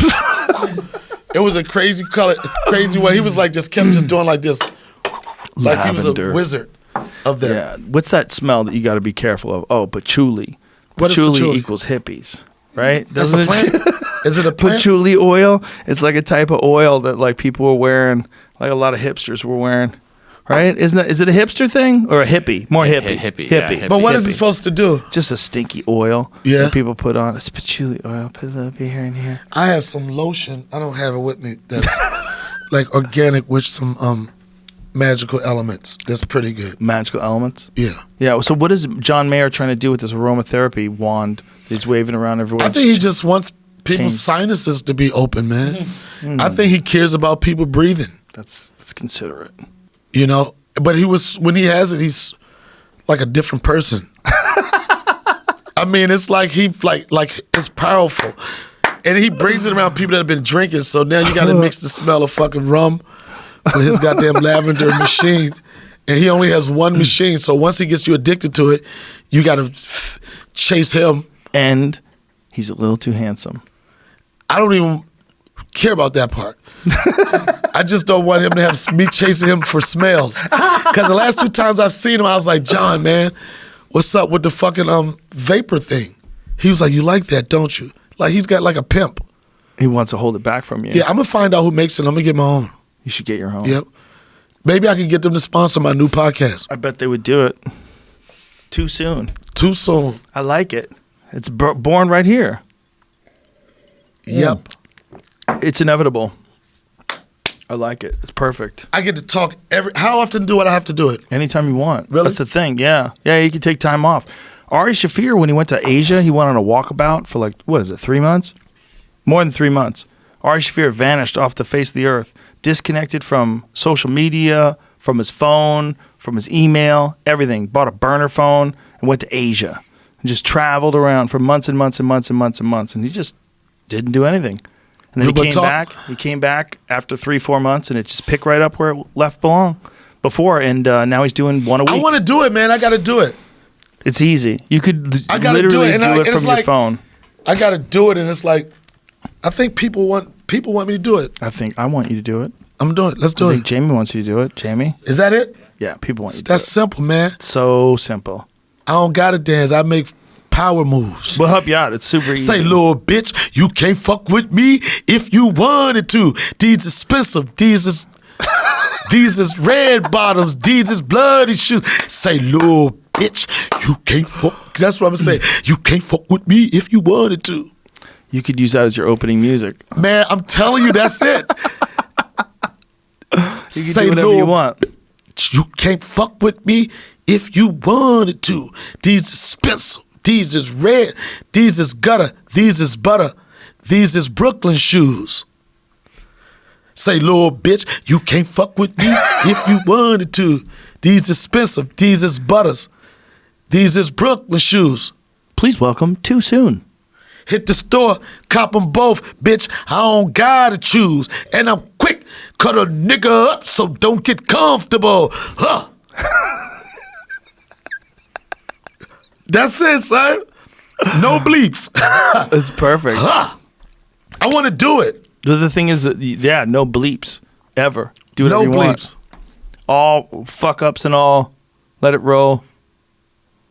Yeah, man, I want to do it. You should do it. I am going to do it. 100%. Yeah, everybody was just like, my friends, everybody was like geeked out. You doing Joe's podcast? You doing Joe's podcast? That's awesome. That's awesome. That's awesome. I'm like, I can't wait. But my friend keeps telling me, he says, Donnell, fuck that. Do your own. You should do your own. He's right. Your friend loves you. It's quite obvious. It's making a lot of sense. I like the fact that I know motherfuckers that got wolves. Wolves? That's a wolf outside, right? Yeah. Wolves. Yeah. American Werewolf in London. Yeah. I don't know how to feel. It feels very... You can, the thing about your podcast too is with technology today, you could literally do all of it on a phone. Like you don't need, if you feel like fucking around for a little bit, getting your feet wet, you could do everything from your phone. You could stream from your phone. You could record from your phone. You could do everything. What about, could I do just if I've recorded, I know there may be an app, but if I recorded like my voice memo, just what is it important just to have my voice, or it has to be on a certain like platform? Or Oh yeah, well the voice recorder, like on a phone, on an iPhone, the voice notes, I have made at least a dozen podcasts. So I can use that? Yeah. Just with that, that's been a dozen podcasts. A lot of them on planes. Like me and Tony Hinchcliffe would be on a plane. I just have the phone between us. We just start talking shit and drinking cocktails and laughing. So the more important thing is the conversation. Yeah. It doesn't it doesn't matter. I mean, as long as you do your like right now, we have a real professional setup. We have a desk. We have microphones. Jamie's a real audio engineer. He knows exactly what he's doing. Everything sounds amazing. But as long as you put the effort to give people a good, solid product, occasionally you can have one where you're just talking on a phone. Right. Like I got you. they won't be upset. It'll actually be kind of cool. Right. Like people will know, oh, these guys are on a plane. You can hear the stewardess comes over. We're But I talking like to her. that. Is that It's not fun. normal? No, it's not normal. But you could totally do that too. The thing is, like, if you just started doing that, people would love it, and then let it just sort of figure its own, as it gets bigger, figure its own path. But you don't need a big investment to start. You just need one of them little Zoom recorders. I got a Zoom. Yeah, perfect. Microphone, two I'm microphones. ready, bro. I need to just do it, bro. Just do it. I just got to do it. And you could do it. Here's the that. thing. This is the thing. All right, here's the thing with me.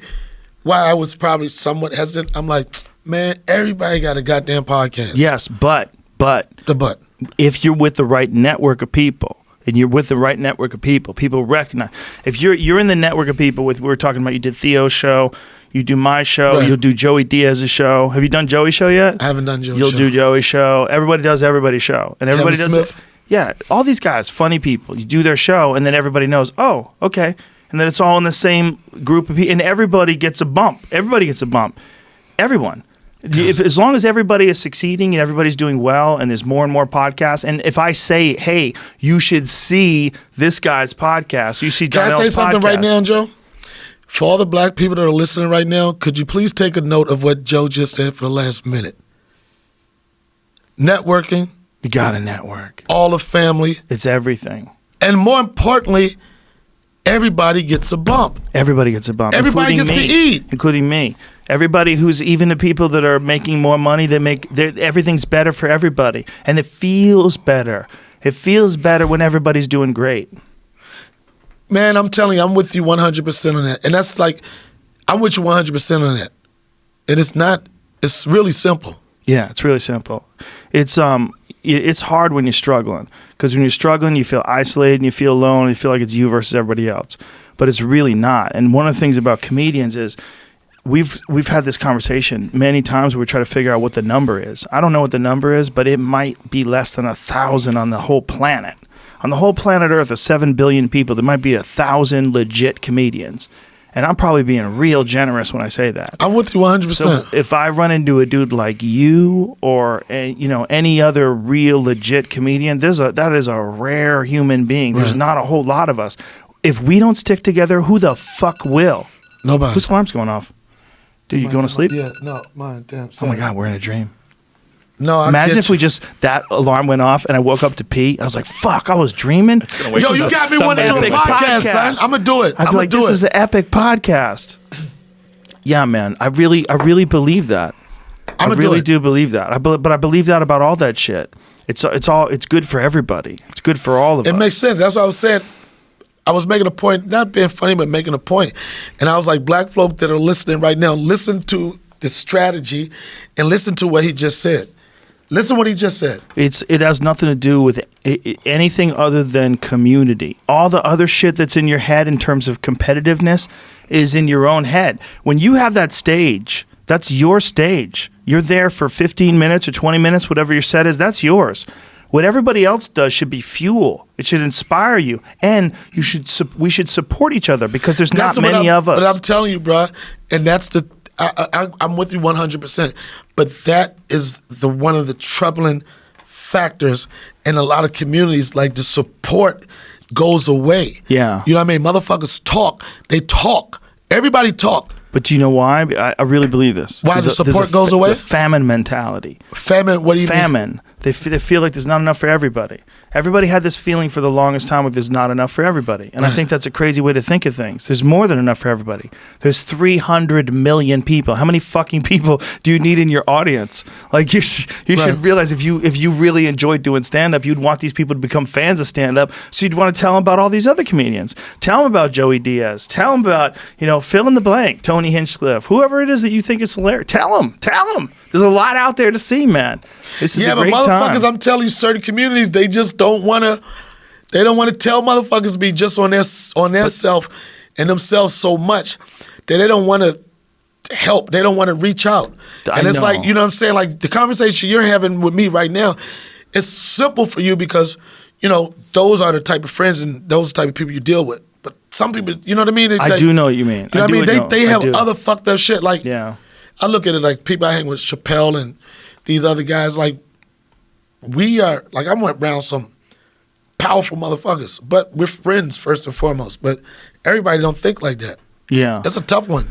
It is a tough one, but it's just a matter of a shift in the way you view things. Just look at it. Just try. Don't let go of your beliefs. Just try to look at it in another way. Try to look at it another way. So you're way better off if you're a team. You're way better off if there's camaraderie. Like when you do a 100%. show, when you do a show with someone who's a murderer, and they go on in front of you, you're way better off if you're laughing.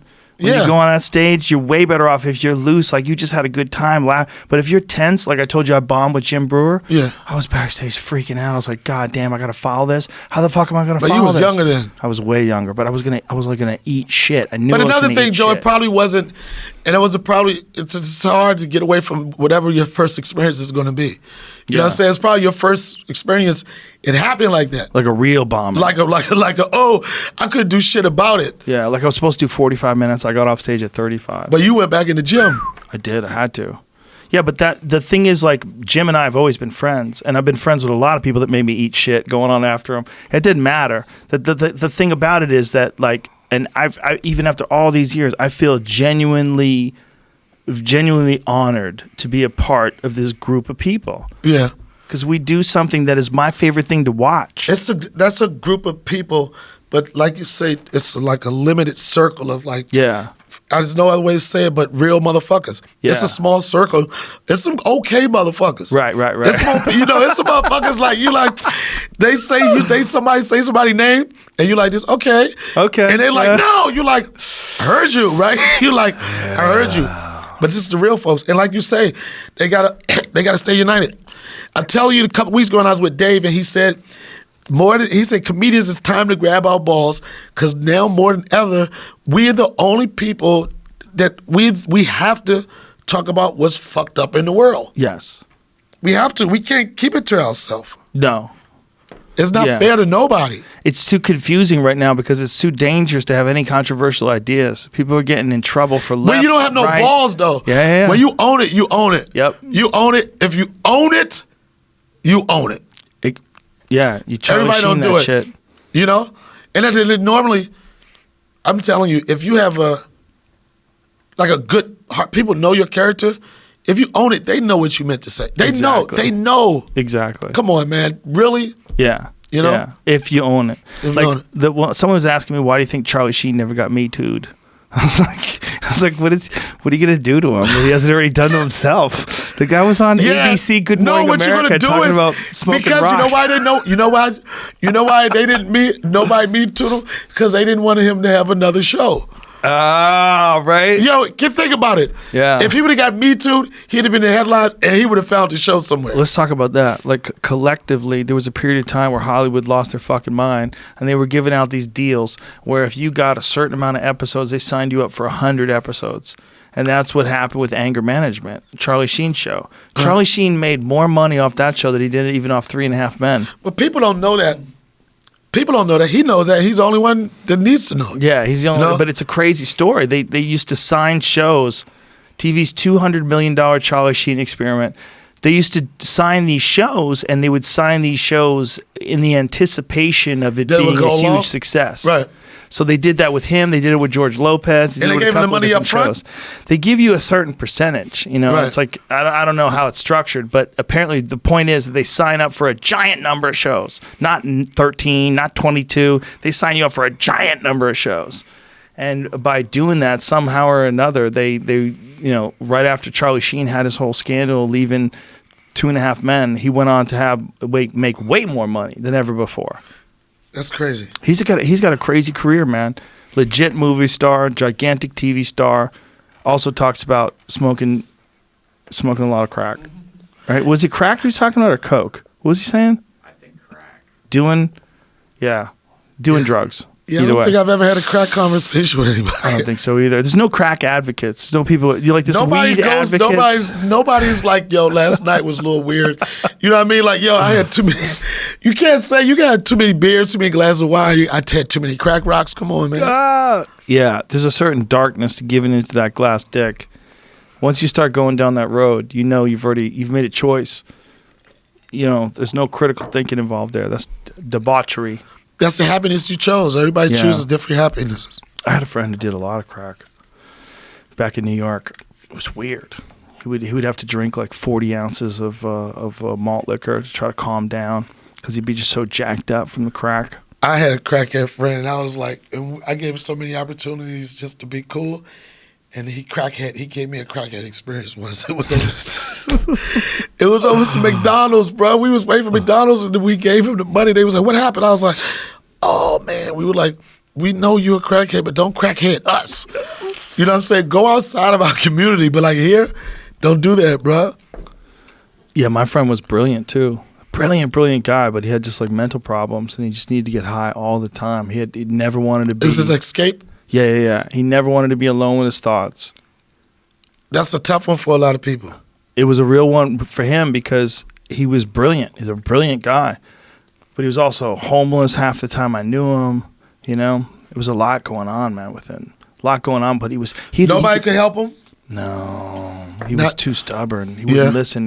He would just vanish and disappear and do drugs for a few days, then come back. And he could do math in his head. Like you could say to him, 99 times 54 times 6 minus 5 divided by 3. And he would he was sober. Yeah, and he would just bang it out. He would just tell you what it is. Quick. 2,000, blah, blah, blah. He would tell you. And like you would be there with a calculator. You're like, you motherfucker. Yeah. It was crazy.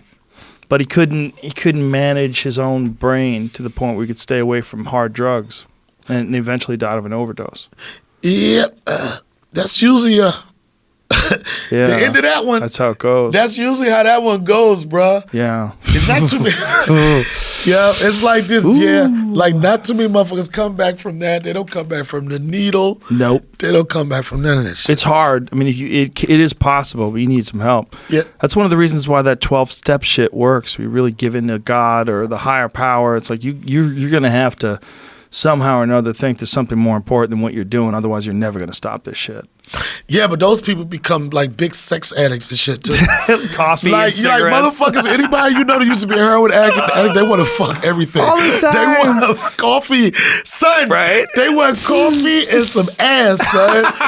They don't give a fuck, son. Give me the ass first, coffee, whatever it is. You do know. Yo, that's so fucking funny. So true. Everybody that I know that had a situation, them motherfuckers on coffee hard as shit. They don't ever get rid of those tendencies. They just try to figure out a way to put it somewhere else that it's put more it in a positive way, socially acceptable. Yeah, or it's marathon running or some shit. Yeah, there's a lot of those. They go guys. hard. Those newly gym motherfuckers.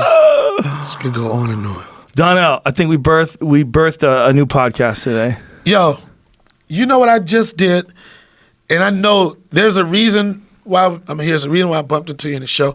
And we see each other in passing. We've been talking about doing this for a long time. You know what I mean? But I don't, like, when I see you in the comedy club, I'm like this, yo, that motherfucker working, I'm working. What's up? I know you Joe Rogan, yada, yada. But I was like, you know, you do your shit. I was like, but when I see you, I be like, did it work? But I'm glad we had this conversation. I just did Bert's cooking show, and I took that shit over, son. They was like, yo, this might be my week of getting shows, son. They was like, yo, you should do a cooking show, right? I went to Bert shit. Bert was like this. I think I just gave my show to Donnell, right? Then I come here, then Joe Rogan's like, yo, Donnell, let's do a show. We can do it right here. Like, you have to do a show. Fuck it, let's do it. You have to do a show. Yeah, and like I said, you start off easy. Just put a microphone on your iPhone. It's nothing. It's easy to do. I got all that. I'm going to do it. Beautiful. Yes. Hey. This was a lot of fun, Thanks brother. for having me. Thank you. My Thank pleasure, you, man. sir. Appreciate it. That was a good time, man. Always good to see you, man. And congratulations on all your success and however many years you've been doing it. Because when I was first introduced, I knew, like, Fear Factor. You know, I didn't even know that you did stand-up until I came out here. Wow. I didn't even know that. You know what I thought? I was like, oh, that's the TV nigga, right? I don't believe it, son. I was like, that's the TV nigga right there, right? That TV nigga do podcasts too, right? And then I was like, that nigga do stand up too, and I was like, all right, but he a podcast nigga, right? And then when I saw you do your show, I was like, he'll go hard, motherfucker, son. I appreciate your work ethics and everything you do. Thank you, brother. I appreciate you too, man. Yes. I appreciate your perspective on comedy, your approach, your ethics, the whole deal, man. I appreciate you. I appreciate you being around the Comedy Store too. It's Yes, sir. awesome. Thanks. All right. Donnell, ladies and gentlemen.